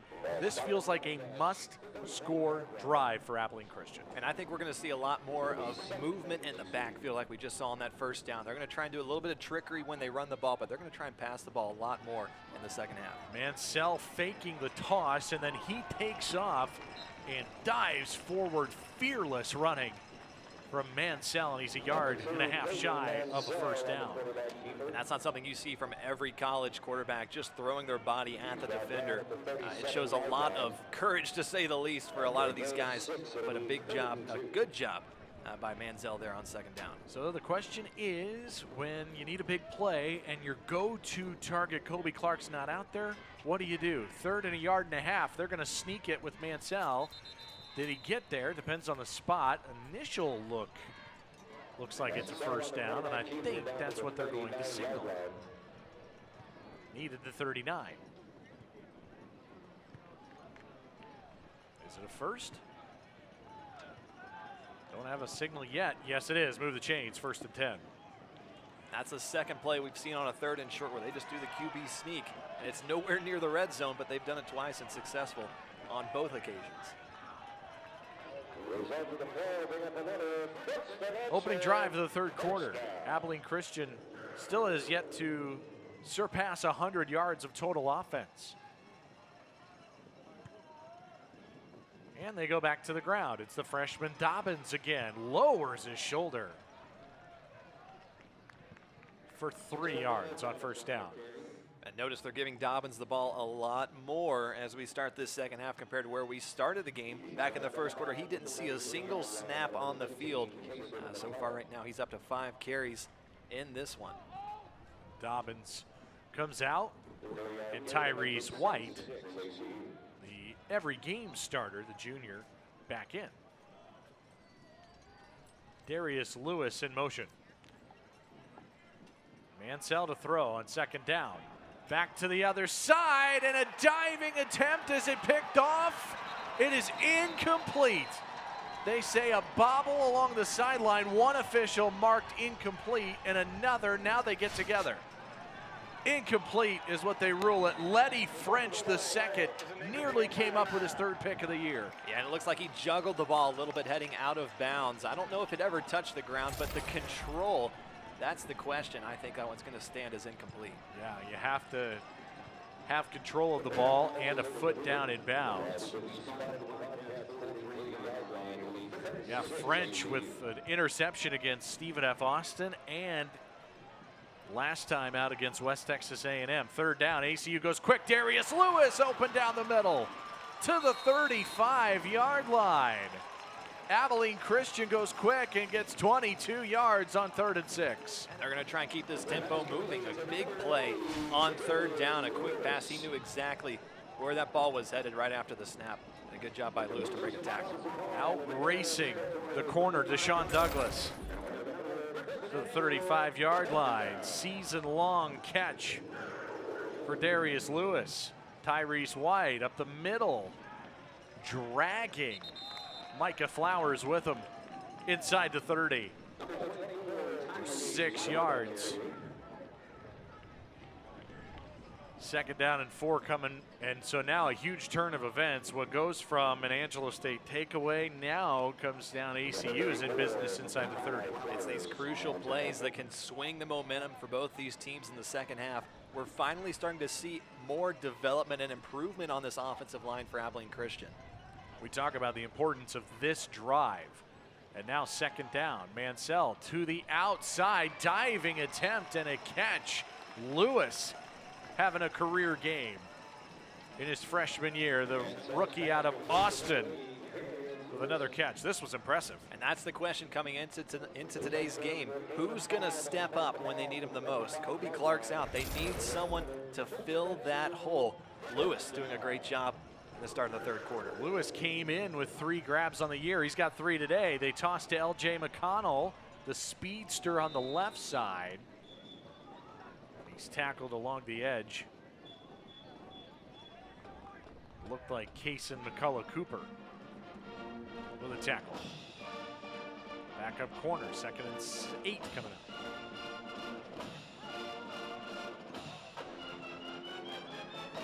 Abilene Christian close to the red zone for the 2nd time today. Jordan Brooks West in motion.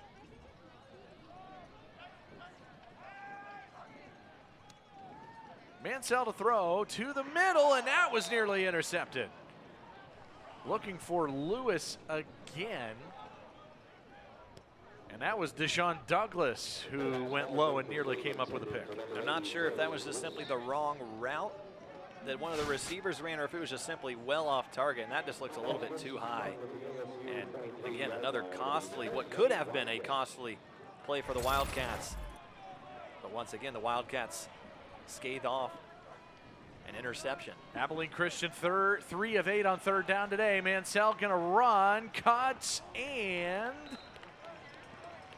looks to be just short. A yard shy, and a great tackle made at the end to stop him. And we've seen Peyton Mansell go off on his feet a couple times today. It's going to be close on that spotting, but I can't imagine you don't go for it. A field goal does you nothing in this situation. They're going to go for it. Donovan Jackson and Darren Allman with a stop. 4th and a yard for Abilene Christian. And they'll sneak it, and 2nd effort, and Mansell, boy, dangerous with a football there, and it comes down to the spot. Looks like it's right at the 15, which is the yard to gain. Boy, it looked like when he reached the ball across, it looked like he easily had the 1st down. And that's something See if as we can take a look. And that's something as a quarterback very risky, but just the extra effort there might be huge for the Wildcats to extend this drive. Yeah. It's going to be close. And there was a look right down the line of scrimmage there. 5-yard penalty results That gave him in a first down. that second effort for first down. There's a flag anyway on Angelo State. That is a defensive foul that moves the ball to the 11-yard line. So 1st and 10, ACU. This first drive of the third quarter. The Wildcats quickly shovel it. LJ McConnell trying to get back and fight through, and Angelo State strung that out brilliantly with Micah Flowers into Sean Douglas. And that's something the Wildcats love to do, is the jet sweeps to the right or left. That's something Angelo State has focused on, it seems, throughout this past week, preparing for Abilene Christian. Good stop there defensively. Abilene Christian can get a first down at the 1.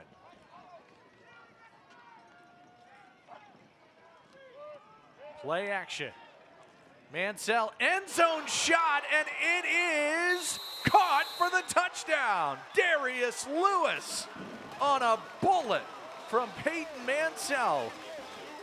And I'm not sure how exactly he was able to get it in there. There had to be 3 defenders in play, but a beautiful pass from Peyton Mansell. And this is now a much closer game, and it's much more competitive as we start this second half. Threading the needle touchdown from Mansell to Darius Lewis, the first career touchdown for Lewis, who's having himself a game. Blair Zepeda for the extra point. Abilene Christian scores on its opening drive of the third. What a throw from Mansell, 28-14.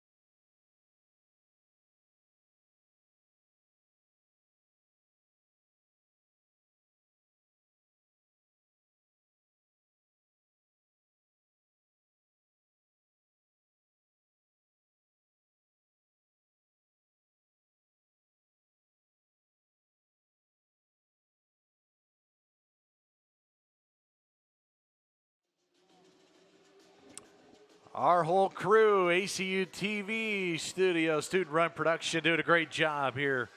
As always, some behind the scene looks. Angelo State all over Abilene Christian, 28-14, but the Wildcats are back in this thing, down by 2 scores as you get a peek behind the curtain of this wonderful crew running the show here today. Zach Carlisle alongside Owen Simpson. And the Wildcats score at the end of the first half and score to open the second half. And they're back in this thing, down 28-14. Short kick, and it's loose. And it's recovered by Abilene Christian, and a huge break for the Wildcats. Jumping on the football, Robert McKnight. on the short kick from Blair Zepeda, and it's game on here in Abilene. And Angelo State just wasn't able to get to the ball in time. It was a short, high kick, and I believe it just bounced right off of the knee. As we take a look back one more time, he was running full speed ahead trying to get to it, and it just goes right through his hands. And the Wildcats, the full swing of momentum. And we're only a few minutes into the second half. It was 28-7 at the halfway point. It could be much closer after this drive. Zoran Rideau could not come up with it. Robert McKnight jumps on it. So this drive starts from the Angelo State 29-yard line. And a handoff goes to Tyrese White, who is smothered at the line of scrimmage. First one there, the linebacker Darren Allman. Back to the muffed kick. Short one from Zepeda. And it was just not a lot of communication from Angelo State. It seemed like it should have gone to someone else, not all the way back at the returner position. That was near the 20-yard line. That's something that someone else needs to pick up. And we saw the short kick in the first half that was called for a fair catch by Angelo State. And that time a muff. And a big first turnover of the game. Play action Mansell wants to throw back the screen to McConnell. He's got blocking. And the speedster down inside the red zone. And Abilene Christian in business, 13 yards for a first down. And just like I talked about at the beginning of the second half, we were going to see a lot of more movement in the backfield, a little bit more trickery from Abilene Christian to help them get back in this game. A good pass back to LJ McConnell when it looked like it was headed to the right side of the field. Good blocking and another first down for Abilene Christian. Case and McCullough Cooper with a tackle at the 17-yard line of the Rams. Mansell throws. McConnell, did he toe tap? Yes, he did. He caught it at the 8-yard line. High throw, but LJ McConnell with a spectacular grab. And McConnell was quiet in the first half, but that has clearly changed here in the third quarter, going back to back with McConnell. And what a catch. 1 foot in, full control. And now we're at a 2nd and short for the Wildcats. 2nd and 1 to the 9-yard completion. Dobbins, the running back. They give it to him. Jeremiah Dobbins cuts left. Abilene Christian's back in it. Second touchdown of the game for Dobbins in his 5th of the year. Abilene Christian an extra point away from it being a 7-point game. And this is exactly what Abilene Christian needed to do back earlier in the game. Give the ball to Dobbins when they need a big play. And they do so right here. Dobbins, another score for the Wildcats. And man, this is a tale of two halves so far. Wildcats take full control here in the third quarter. Couple of things to note, how important that touchdown was at the end of the first half and how important 2 near interceptions were on the first drive of the second half. And Abilene Christian just like that. A 4-play, 29-yard drive to take advantage of the muffed kick. And it's a 28-21 game with plenty of time to go as we're only halfway through the third quarter. And here's where everything changed. Angelo State's up 28-0. Wildcats go on a 3-and-out. And let's go back again here to this kick. We see from the kickoff, this is a big mistake, and this is some of the mistakes that the coach for Angelo State was talking about when we discussed it to him earlier in the week. Was they made a few plays, a few mistakes that cost them games over the past few weeks. So we see that again happening here in the second half. A few plays going in favor for the Wildcats to get them right back in this game, but started off of a turnover. Yeah, and then they go to LJ McConnell, and then the McConnell catch again. So they go right back to him, and then they give it and turn it and hand it off to their freshman running back, Jeremiah Dobbins. And he finds Pater taking advantage of the only turnover of the game to make it 28-21. So that's the sequence of events that gets us to where we stand. And now Angelo State facing some adversity really for the first time today. Yeah, I think this all changed again going back near the end of the first half where Zach Bronkhorst came out. We don't know why he came out, but that's when they had a 3-and-out, one of the first few in a while after scoring 4 consecutive touchdowns on possessions. They go on a 3-and-out. The Wildcats score a touchdown. It's a new game. And since then, it has been all Abilene Christian here in the second half. 21 unanswered points for the Wildcats, and Blair Zepeda will kick it. Low. They are really testing the special teams of Angelo State, and this goes nowhere, and they won't make the 15-yard line. Rideau is having some issues. He's not having fun returning kicks right now. The last two have not gone well for Angelo State. They'll start at the 14-yard line, and now I'm curious to see who comes out and plays quarterback for these Rams. Yeah, it's going to be a big question. Again, that's where we saw the change back in the first half. Zach Bronkhorst going out, Colt Garrett coming in, and then the offense just couldn't get anything rolling for them on that last possession. This looks like Bronkhorst out onto the field to start the first possession of the period for Angelo State, and it's halfway through the half, or halfway through the third quarter, I should say.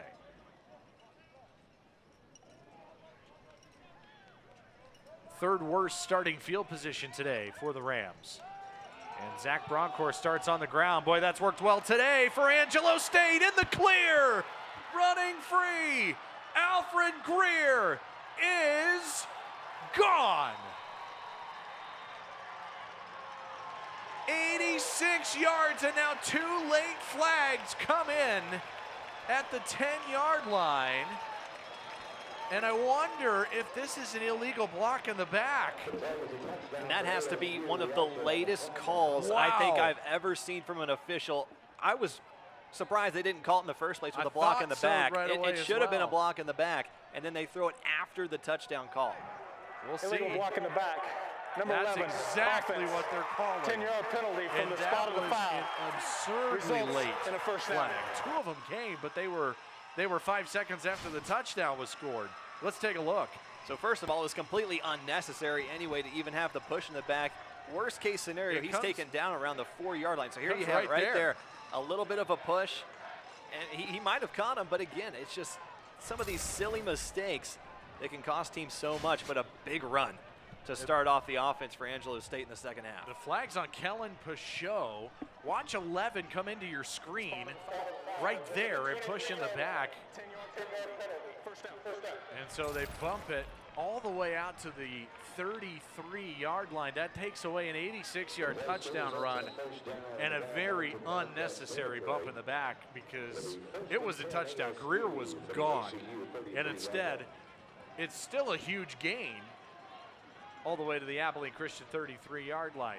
And now they go on the ground to Omayabu, and here we go again. That left side has been brilliant for Angelo State, down to the 19 for a 14-yard pickup. It's a different half, but the same problem for this Abilene Christian defense. They cannot stop the run to save their lives. It has just been dreadful to see this run defense and how they've performed so far in this game. They're going to need a stop if they hope to come back from this one. The offense has finally started moving. Now the defense needs to respond. And on first down, right back to it, this time on the right side, in a rumble for 5 for Omayabu, who coming in through today was averaging 4 yards per carry. And, I mean, today it's been spectacular, 5 yards per carry.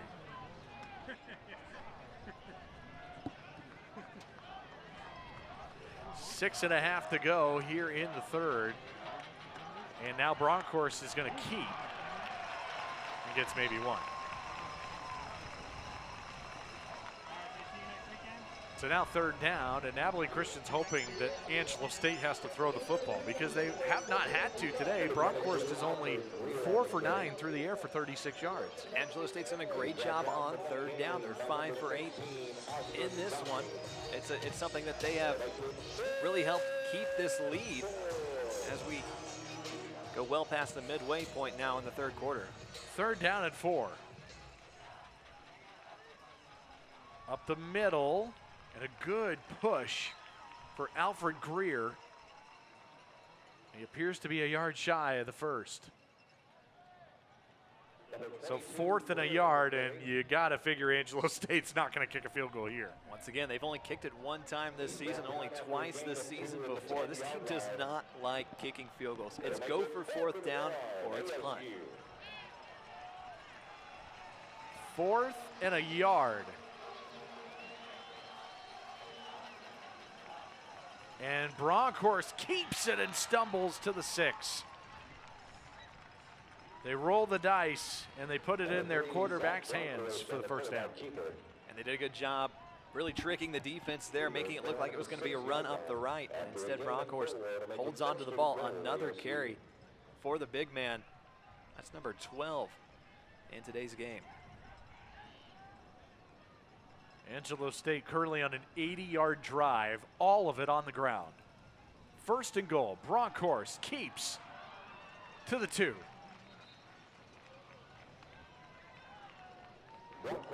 Trying to sniff the end zone, and Abilene Christian stops him just short. Coy Richardson with a tackle. You have to think this is a big drive for Angelo State, especially after Abilene Christian 14 unanswered points as quickly as it was. Good opportunity to shift the momentum back in their favor. The handoff here and penetration of the line of scrimmage. Torrey Hargrove, first man home to take down Omayabu, who's knocked down for a loss of 2. So here we are, another situation, another 3rd down. Can the Wildcats finally get a stop? And then what we'll probably expect to see is another stop. That's what I was going to say. Another 4th down. They may have to stop him twice. Exactly. Under 4 to play in the 3rd quarter. It's 2-down territory to say the least. Angelo State 5 of 9 on 3rd down today and 1 for 1 on 4th down. 3rd and goal. The fake, and Gibbons obliterates Bronkhorst. And did he take the ball from him? Yes, he did. Oh my goodness. What an unbelievable play by Jack Gibbons. That's all America stuff. And that might be the biggest hit Zach Bronkhorst has taken. Hardly had a second and just obliterated. He had 1 second to throw, not enough time. And it's a turnover and a big shift back in favor for the Wildcats. So the interesting part is this a fumble? Well, yeah, it looks like it is. Yes, it is. Gibbons absolutely lays out Bronkhorst. And the leader of this defense steps up when they needed him the most. An absolute hit stick right there from Gibbons. His 2nd recovered fumble in as many weeks. Abilene Christian gets a defensive stop and starts with Tyrese White on the ground for 4 yards. I mean, that is a game changer from Gibbons as well. Angelo State's going in for a touchdown. 2 plays to find that last possession. The very first one with Greer, and he should have been ultimately at the 4-yard line at worst case scenario if it wasn't for the block in the back. And then just what a hit from Jack Gibbons to result in the turnover. That block in the back proved to be huge against Kellen Peugeot. 2nd down, play action. Mansell sprinting and can't make it back to the line of scrimmage. Micah Flowers in there to knock him down. So now a 3rd down here. And you figure if you don't get it, you're punting just outside of your end zone. So Angelo State playing the field position game defensively. And something that the Rams have done a great job at so far is containing the ball when it leaves outside the pocket. We've seen that multiple times on passes and runs. As long as they continue to do that, the defense will be successful as we near the 4th quarter. 3rd and 6. 4-man rush. Throw to the outside. L.J. McConnell catches it for the 1st down across the 20. There is a flag down.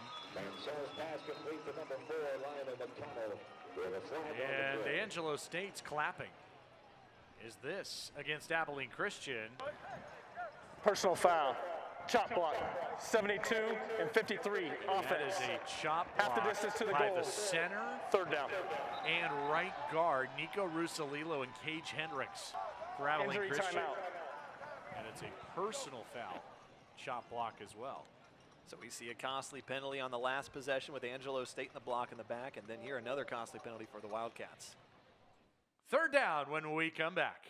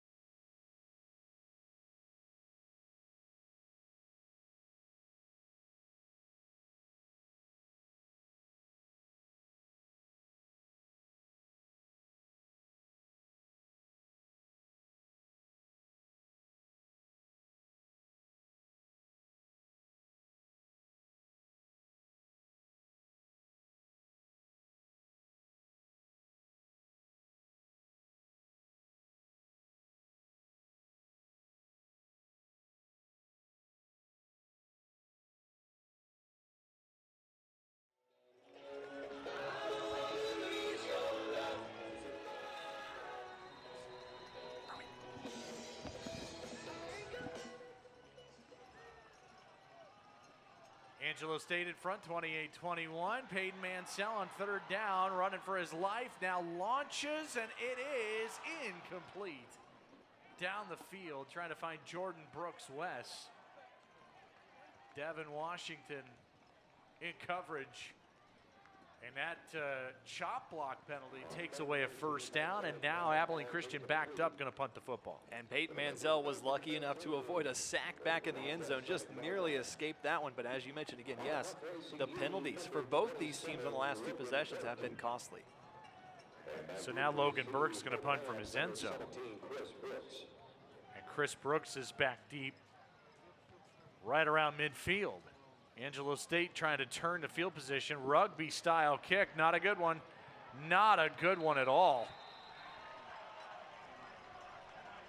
That's a 19-yard punt. And Angelo State, despite a fourth down turnover, will have the ball in wonderful field position here, leading by a touchdown. And this has been an ugly second half for both these teams. I'd have to argue. What we saw from Angelo State in the first half was phenomenal, running the ball, and then for the Wildcats, it was a disaster upon disaster. But what we're seeing from Angelo State also is more struggles. But with the Wildcats, they give them a gift here. Again, a terrible, terrible punt in the back of the end zone. For the Rams now, a big advantage and opportunity to make this once again a two-possession game. The special teams has been pretty rough here. It's been rough for both sides in this third quarter. Angelo State starts from the ACU 27. And they go to their workhorse, Alfred Greer. What a day he has had. That's his 12th carry. He's over 150 rushing yards, averaging almost 15 yards a carry, and gets 5 here. He's just done a great job finding the holes that have been developed by the offensive line. Just a fantastic job in today's game thus far. Greer came in with 226 total rushing yards on the season. He's at 157 in the game, and he takes it for a couple more to the 21. And another all-important third down for both sides. Final minute of the third. Abilene Christian outscoring Angelo State 14-0 in this quarter. Well, the Rams still in control, up 7.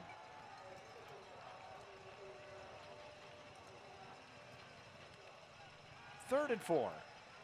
Bronkhorst to the air. Incomplete for his tight end, Dagan Dunham, and Jaron Parker in coverage for Abilene Christian, and another decision coming for Angelo State and head coach Jeff Gersh. I don't think it's a decision, quite honestly. They're going to go for it. It really does blow me away how much they love to go for it on fourth down. This is a situation like, you know what? If you trust your offense, put them out there. This is something that they have to ultimately win in these battles, is the fourth down conversions that can ultimately decide the game for both these teams. This is coming into the day, and they're 1 for 1 today, are the Rams. So 4th and 4. Bronkhorst picked off. It's Gibbons coming the other way. Jack Gibbons. Back-to-back takeaways for the senior. And he has Abilene Christian's first interception of the season. And he is keeping the Wildcats in this one, coming from behind, making it a much closer game. 2 consecutive turnovers, as you just mentioned, for Gibbons. 1, an absolute beatdown of a sack and forced fumble. This time, does it by the air. Looking for Kellen Pichot and Jack Gibbons. Unbelievable. The senior also blocked a field goal against Stephen F. Austin a couple of weeks ago. First down for Abilene Christian, down 7. Jeremiah Dobbins, the freshman running back, with a good surge of 7 yards on first down.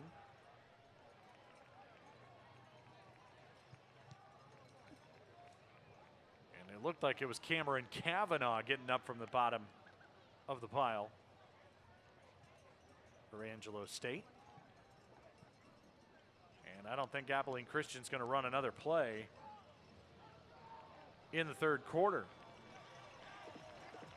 Game on at Wildcat Stadium. 3 quarters in the books. It's Angelo State 28 and Abilene Christian 21. And we go to the 4th quarter after this on ESPN.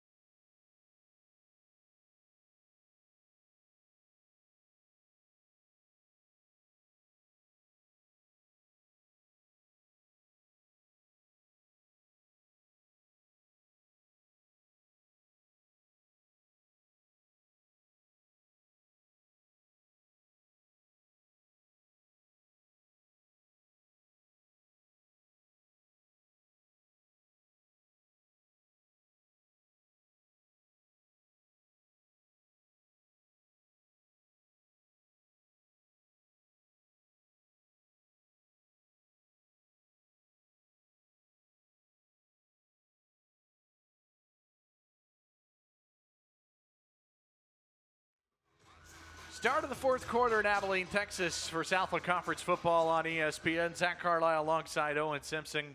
Glad to have you with us today. And Abilene Christian down by a touchdown.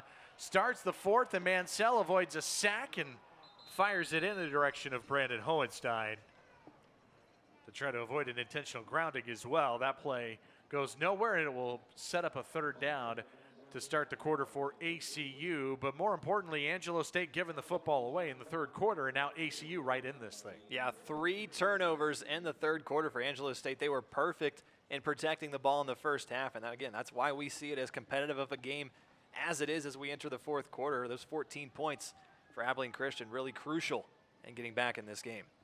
3rd down and 3. And they go to Dobbins, the right side for the 1st down. To the ground on 3rd down, and the youngster picks up the 1st to midfield. And Dobbins has become their lead man as we enter near the end of this game.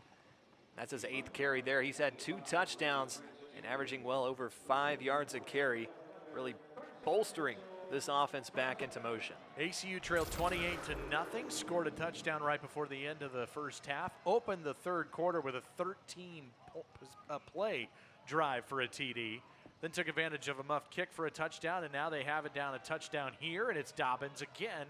No correction, Tyrese White, who comes in and picks up 1.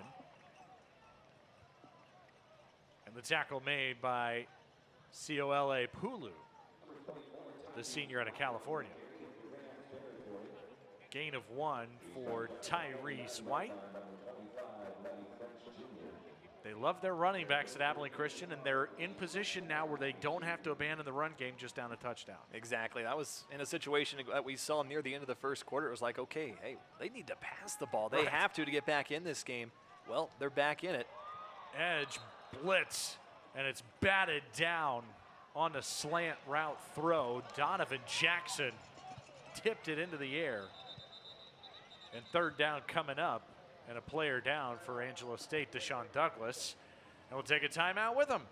Early in the fourth, ACU faces third down when we come back.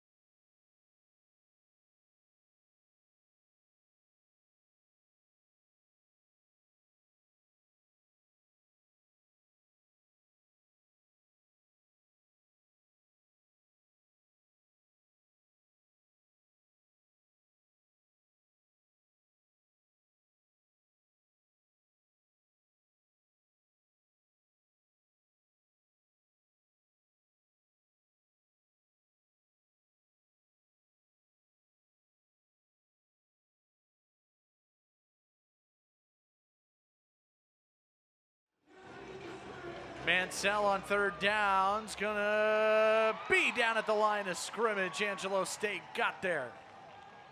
Darren Allman gets a stop on third down for the Rams and will force an Abilene Christian punt.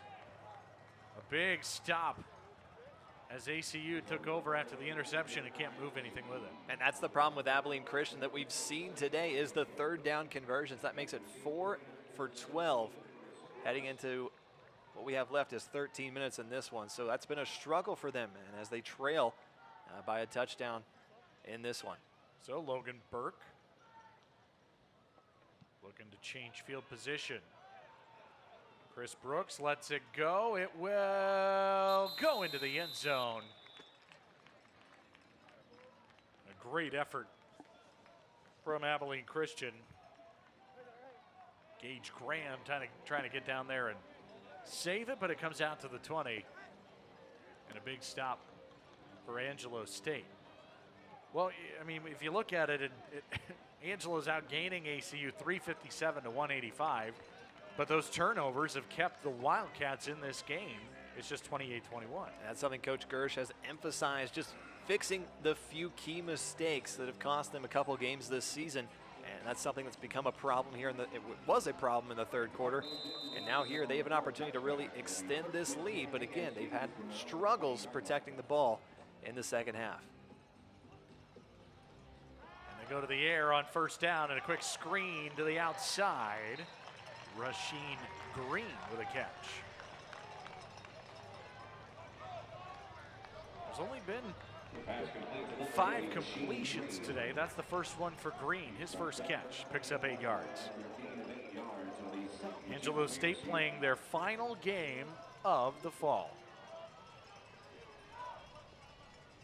Coming in with a 1-2 record with Win over West Texas A&M in the opener, and then losses to Stephen F. Austin, and then to West Texas A&M. And that was a disaster on a snap, and a flag is down, a couple of them. I think this is against Angelo State. It was 2nd and 2. I think it'll be 2nd and 7. Tell us about it, Scott Harden. Prior to the snap, illegal snapping infraction. 5-yard penalty. It'll still be 2nd down. Snap infraction. Angelo State. Let's see this ball move. There it is. Yep. Can't do that. Alfredo Fernandez, the center. Just tried to roll it back there. Just some of these key mistakes that are creating more and more problems for Angelo State here in the second half. 2nd down to the outside. Quick throw and catch to Green for a first. Soft coverage on the outside. They gave him just enough space to create an open hole. Quick throw, easy first down. That's another extension for this drive, and that's all that Angelo State needs with this lead. 9-yard pickup as they try to eat some clock and go get some more points, leading by a touchdown. Delayed handoff. Not much. And I'll give you a guess as to who made the tackle. Jack Gibbons, all over the place. And he has stepped up in a big way here in the second half when they've needed it the most. We've talked about the defense struggles when stopping the run in the first half. They couldn't do it. Second half, things have changed, and Gibbons has been a big reason for that. Gibbons 3rd on the all-time tackles list in Abilene Christian history, behind his former teammate that was in there with him was Jeremiah Chambers over the last 4 years. And here is a handoff, and Will Morgan immediately makes the stop at the line of scrimmage. Now a couple of guys are slow to get up, including Morgan. He tackles Nate Omayabu. And it's an injury timeout on the field. Angelo State leads by 7.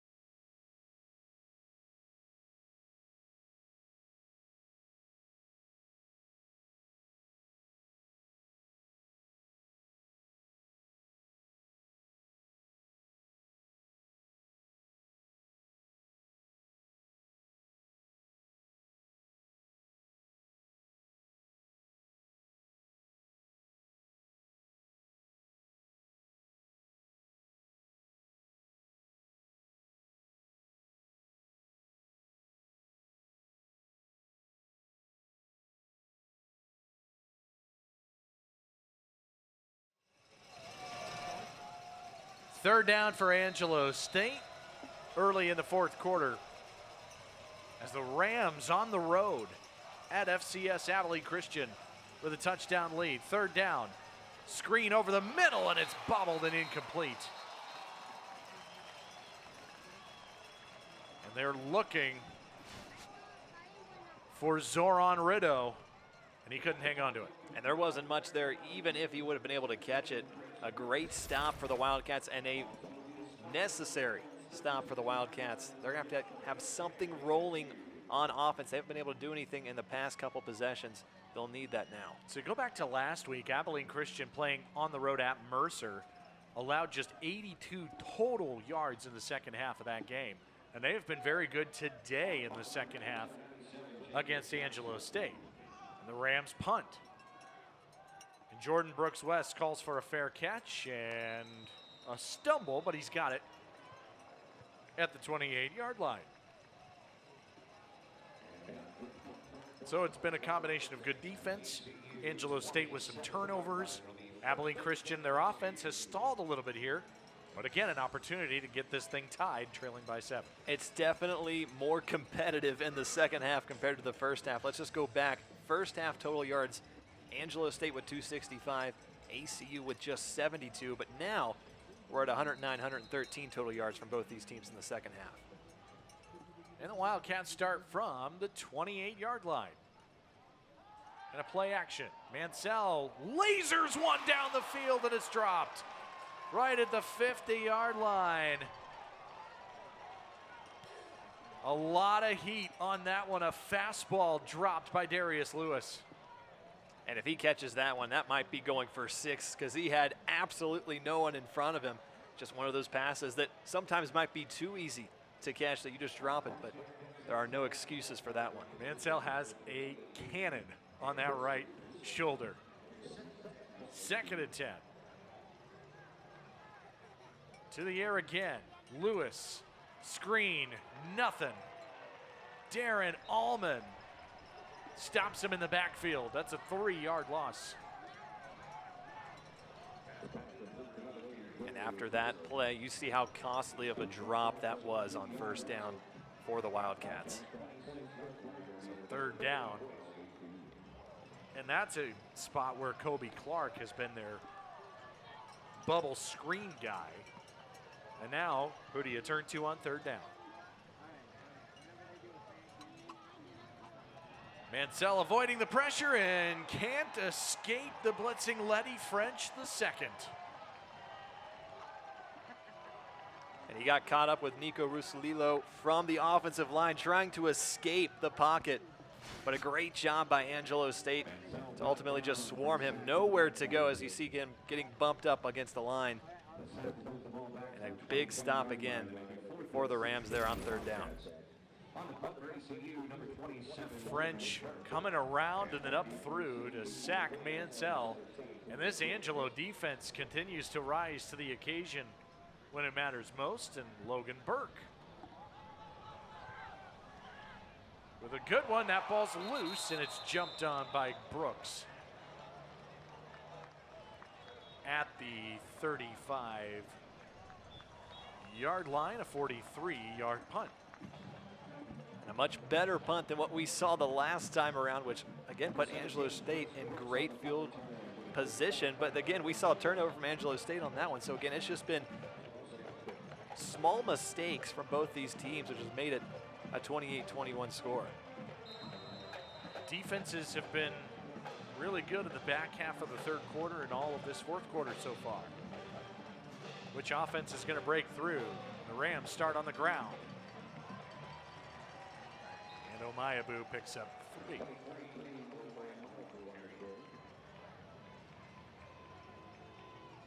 So you figure Abilene Christian playing their first of just 2 home games this year. Next week they'll host Arizona Christian, and then they'll close out their 8-game fall schedule, which has now turned into a 7-game fall schedule because they had a game with West Texas A&M canceled earlier this year.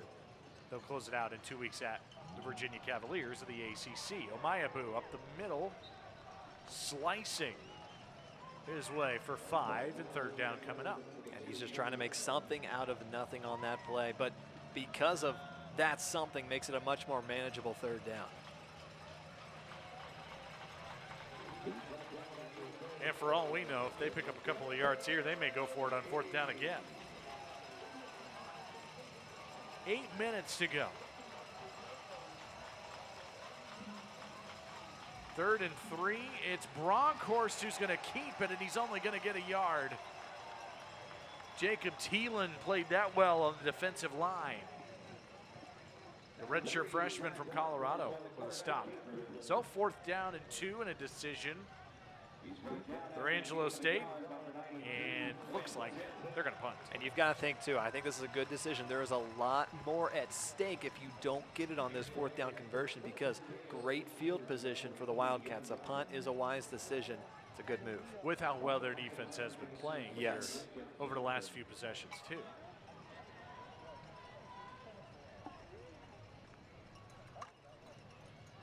Chance to pin ACU deep. Low, fair catch, 25-yard line. And this one's probably going to come back, and it's going to be a 1st down for Angelo State. Is this a roughing the punter?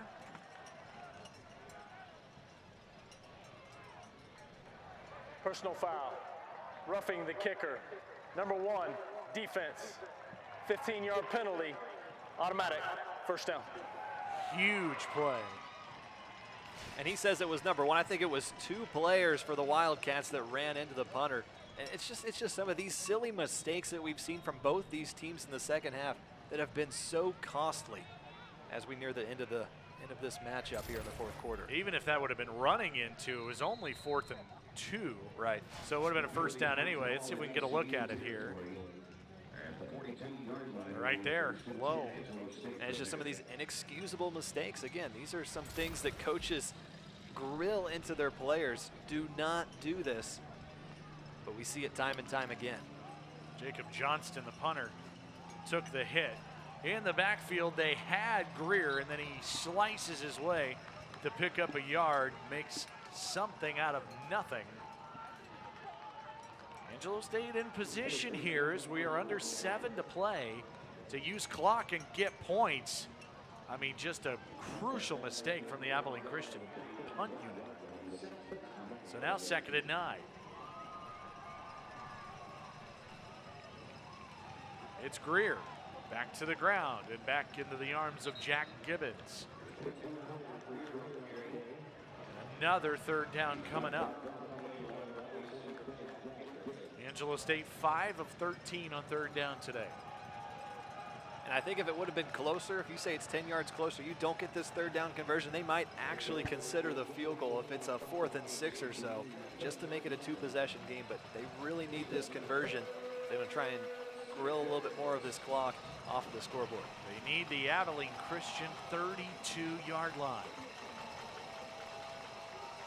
Bronkhorst to throw, 4-man rush, and he is tackled by Jordan Pop, who gets home for the sack. Outside the 40. And the defense does it again. A big stop on 3rd down. A big sack in the backfield, and another crucial decision for Angelo State. This time they're going to go for it on 4th and 9.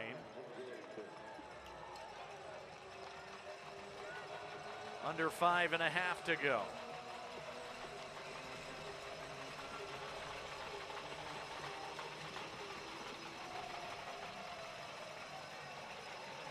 This is going to be a kick. Bronkhorst just put a man in motion and then just quick kicks it, a little pooch punt. And Abilene Christian does get that stop to get their offense the ball with 5 minutes to play. And I'm not sure what kind of kick that was. You get it within inside the 20, but at what cost? It might as well just set up for a punt. Because you see this, lucky enough to even get to the 20-yard line. As we see it go well to the right side of the field. You get a chance to really pin them close to their own goal, into their own goal line. But again, another opportunity here for Abilene Christian. Down by 7, and they start on the ground. And a helmet comes off as Jeremiah Dobbins takes it across the 25, and having to leave Micah Flowers for a play. 41, Jeremiah Dobbins on the carry. So, Gain of 6 on first down to give this offense one more chance to tie this game. They've had a lot of opportunities here lately, and ACU just can't move the ball. It's just taking advantage of the opportunities given to you. We've seen some drop passes and some failed blocking. That needs to stop on this drive if they hope to score. Toss. Dobbins broke 1, broke 2. What a run. First down. And that's what they love about the kid. The freshman just making these great moves, breaking tackles, and getting a big first down for the Wildcats. We saw 2 broken tackles there, and a nice shift cut to the left. Ultimately taken down after a big gain. A special talent out of Lubbock, Texas. 4.5 to go. Both teams with all 3 timeouts. Mansell fakes, looks to set something up, and it's incomplete, and that looked strange from the start. Looked like trying to get it to Tyrese White, but that looked to just be all out of sorts from the beginning. Yeah, I'm not sure exactly. You could tell it was an intended pass back to the left side of the field where the blocking was, but it had really just collapsed. The defense was well over in the area. That's a dangerous pass you want to throw. Yeah, a couple of guys, Weston Bauer and Darren Allman, who really blew that up. There was nowhere for Mansell to throw that ball. 2nd and 10. Play action. Trying to avoid the sack and nearly threw it right to a Ram. And the interception was dropped by Deshaun Douglas. And that is 3 potentially dropped interceptions just in the second half from Angelo State. Douglas has had a chance at 2 of them. Exactly. You take a look, Mansell just trying to throw it away, but well too high and to the right. And that is just one of those plays that can ultimately change the outcome of a game. 3rd and 10. Wildcats are 4 for 13 on 3rd down conversions in this game. Angelo State does not have anyone on the D-line with a hand down. And we have a stoppage and a flag and a false start on Abilene Christian, it looks like.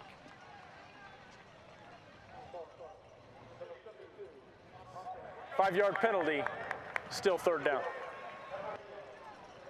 Cage Hendricks, the right guard. So now 3rd and 10 turns into 3rd and 15. And with 4:07 left, you figure if Abilene Christian doesn't get this, they will have to punt and try to use their timeouts. It's been turnovers for Angelo State that have created problems in the second half. Similarly, Abilene Christian, it has been penalties for them.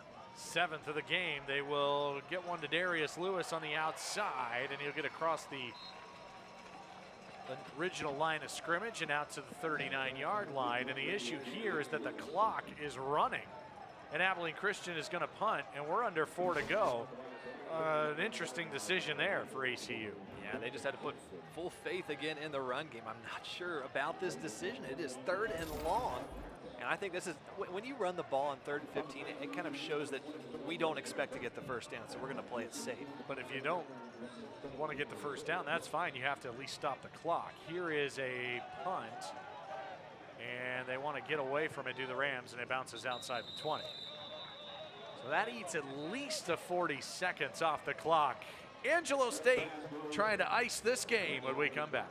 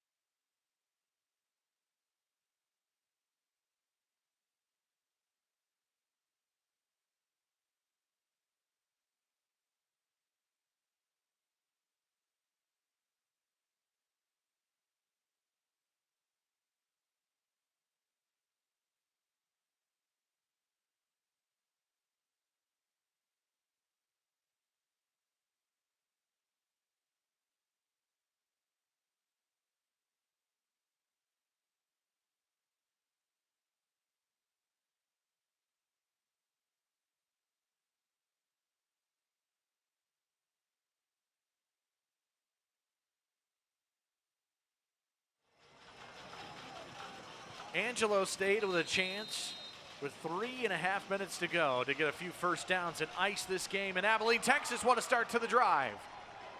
Alfred Greer, who has been the player of the game so far for Angelo State, picks up a first down to start the drive. And a couple more big plays. He's Really on the field, if the runner was short of the first down, it'll be second down.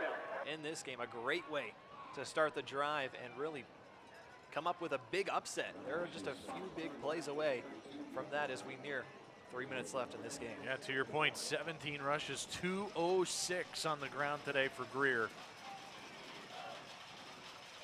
Averaging 12 yards a carry. 2nd and 1. And Greer did he get enough on forward progress? It's close. He needed the 32. I think he's right at it. Yes, it looks like a first down. They're going to move the chains. 1st and 10, Angelo State. And now Abilene Christian will have to start using some timeouts.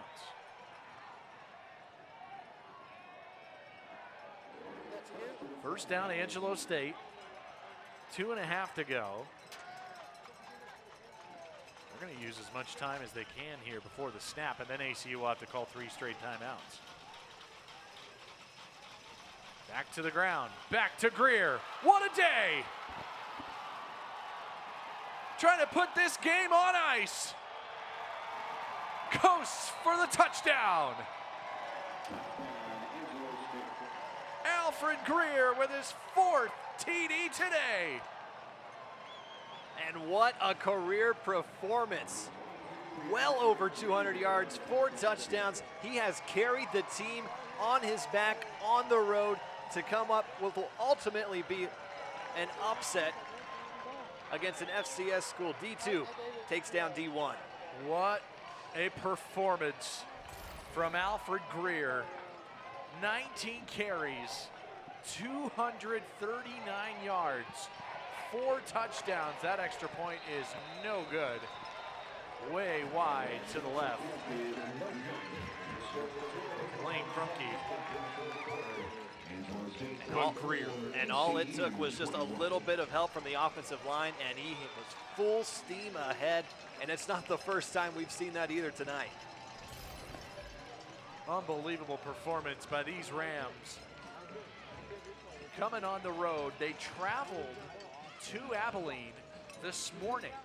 They did not come the night before due to COVID, budget, travel, all of those restrictions. They came this morning to Abilene, and they were ready to play from the opening kick here tonight. And maybe they'll continue that on into next season, just arrive at every place they come to visit the day of the game, because it seems to be working here tonight. So they'll kick off, 2:10 to play, and Abilene Christian down 13. Unless something crazy happens here. Angelo State's going to come up with a signature win for their program in their history. They played, it feels like it's been building this whole year in these 4 games. Play West Texas A&M twice, a conference opponent. Go to Stephen F. Austin, outgain the Lumberjacks by over 100 yards. Just have turnovers that ice the game. Jordan Brooks West across the 35. A spark, and ACU might not be done as he gets all the way out near midfield. But the Wildcats with 2:04 will have to score very quickly. Either hit a stop defensively or an onside kick. But first things first, they'll start from midfield. But Angelo State outplays Stephen F. Austin, just some special teams miscues, a couple of turnovers. And now they come here and put this performance together against Abilene Christian. There's going to be a lot of questions that, unfortunately, head coach Adam Dorrell is going to have to answer with the performance today. You win the turnover battle 3-0 as of right now, and you're trailing double digits to a Division II school. While it be a former rival, still is something that raises a question mark. Everything going on this year, there's a lot of, it's a COVID year. There's a lot of things that aren't going the way anyone anticipated. But this is certainly something that a lot of people did not anticipate tonight. Yeah, it's a valid point for sure. 1:59 left. That incomplete pass intended for Dax Neese.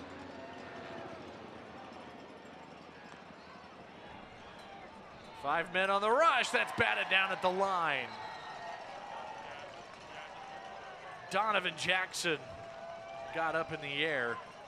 And there's been a couple of batted balls at the line, and then there's been 3 chances for interceptions for Angelo State. This defense hasn't forced a turnover, but they've been really opportunistic. Yeah, when you look at this from Angelo State's perspective, it could have been a whole lot better. It's 34-21, but you got to think, there's been a lot of miscues, a lot of small mistakes that have cost them points and possible turnovers on the defensive side as well. 3rd and 10. 1:56 to go.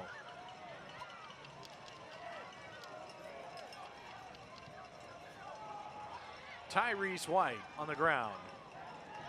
Does he get to the sideline? No, they will keep that clock a-winding, and Abilene Christian calls timeout, and it'll be 4th down after just a gain of 3, and they decide to run it on the ground. And Abilene Christian will take their first timeout of the half. This team from opening kickoff just didn't seem like they were full in the right timeout. place. It really seemed like that. We saw something at the beginning of the 3rd quarter, the opening drive touchdown. But after that, it seemed like it just went right back to where we were in the beginning of the game. Both of these teams, it's just been Angelo State has been ready to play, and Abilene Christian has just struggled to get started. Is it something as simple as this is just, they flat out overlooked Angelo State and didn't take it seriously? Because this is a loss that is not going to sit well with folks here in Abilene. And there's been a lot of close games for Abilene Christian this season. You got to think Mercer coming off the first season win last week, a very close, hard-fought game. Same thing with Stephen F. Austin. And then on UTEP as well in the season opener. There's been a lot of close losses. But then in this one, this is a loss that was, 1, not expected, and 2, to be this significant as well. Has it really been that close of a game? To me, 34-21 does not tell the story. If you take out the Angelo State turnovers, right. I don't know if this game's that close, quite honestly. Mansell running away. 4th down. Winds up, 2 wide, incomplete, and Angelo State will take over on downs. Intended for Dax Neese. With 1:41 to go, the last heave doesn't happen for Abilene Christian, and there's that final nail in the coffin for one of the more impressive wins of the year around college football. A Division II going to a Division I FCS. Angelo State is going to be celebrating for a long time. It's a rare feat to say the least, but you have to go back to the performance from Alfred Greer. Just what a performance. 19 carries, over 200 yards, 4 touchdowns. Again, he carried this team on his back, and when the Wildcats responded early in the second half, he was right back to come in with a final touchdown that sealed the deal. Trying to look and trying to do some research on how many times the D2's beaten the D1. It does not happen very often, folks. We'll tell you that right now. Here's a handoff. And behind the line of scrimmage is Nate Omayabu III. Abilene Christian will take their second Abilene timeout Christian of will the call half. it second timeout 30 with second 1:33 timeout. to play.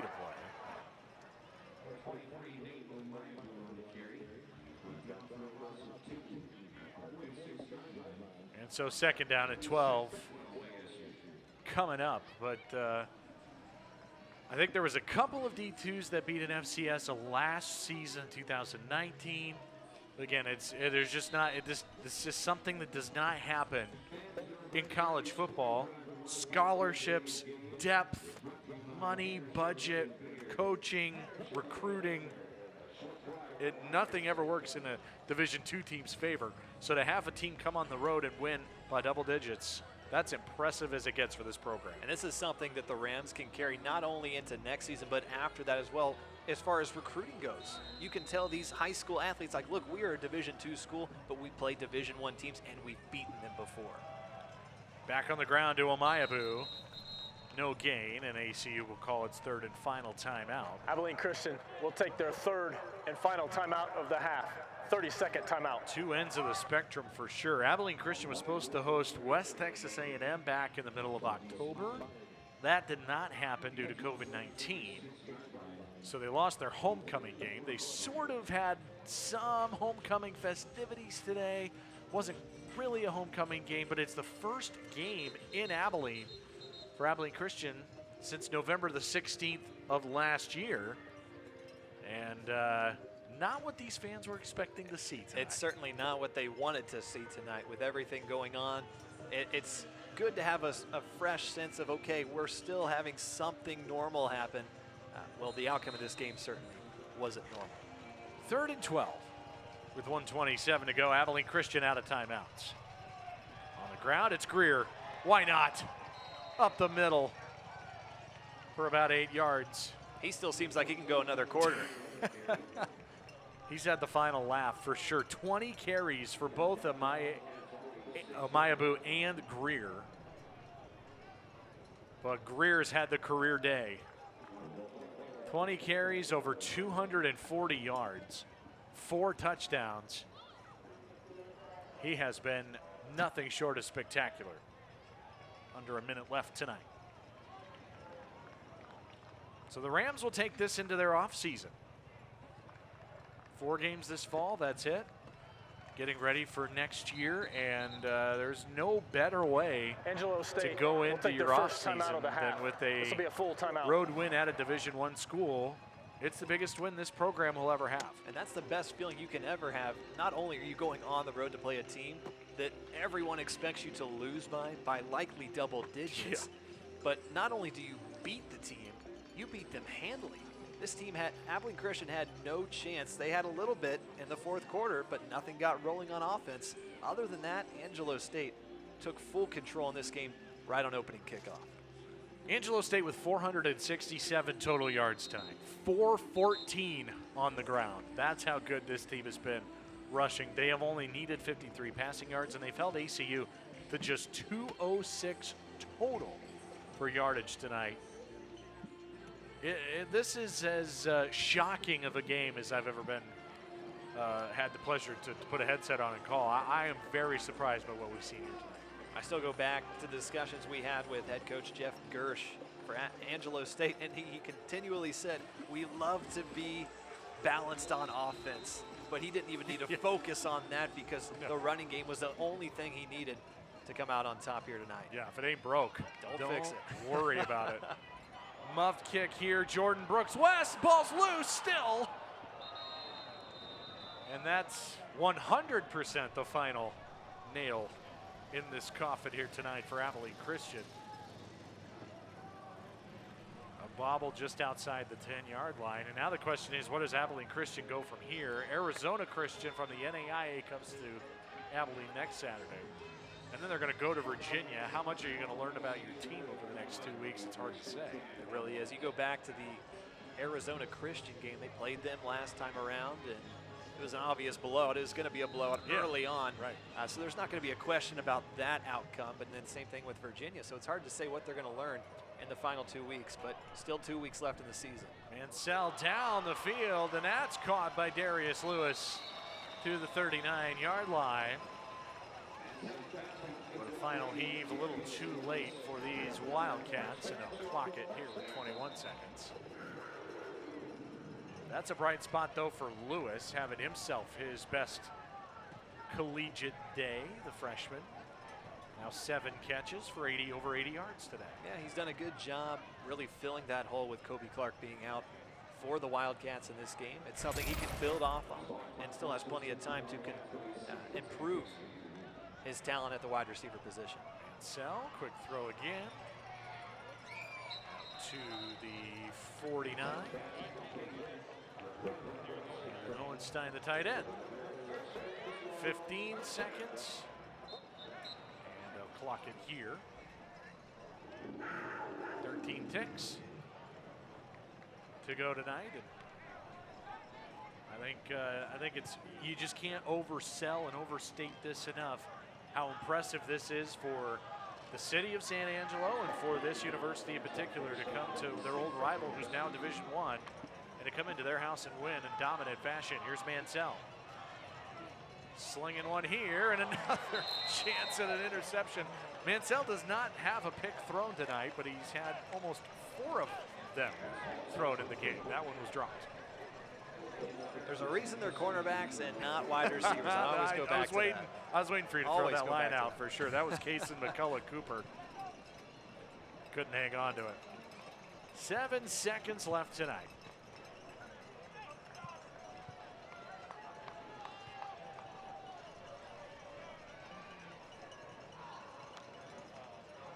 Mansell. Deep shot, no one there. 4th down with 3 seconds to go.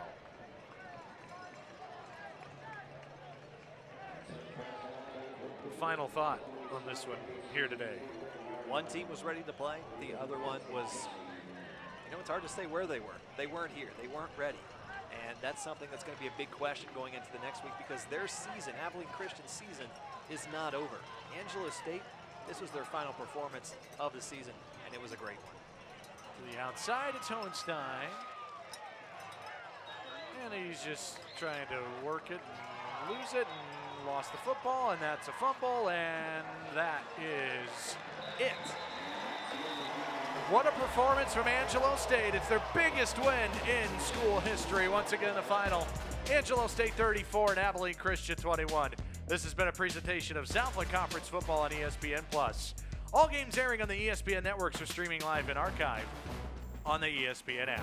Until next time, Zach Carlisle, Owen Simpson, and our entire crew, the gang headed by Hutton Harris, Glenn Lasoya saying so long, take care, good night from Abilene, Texas.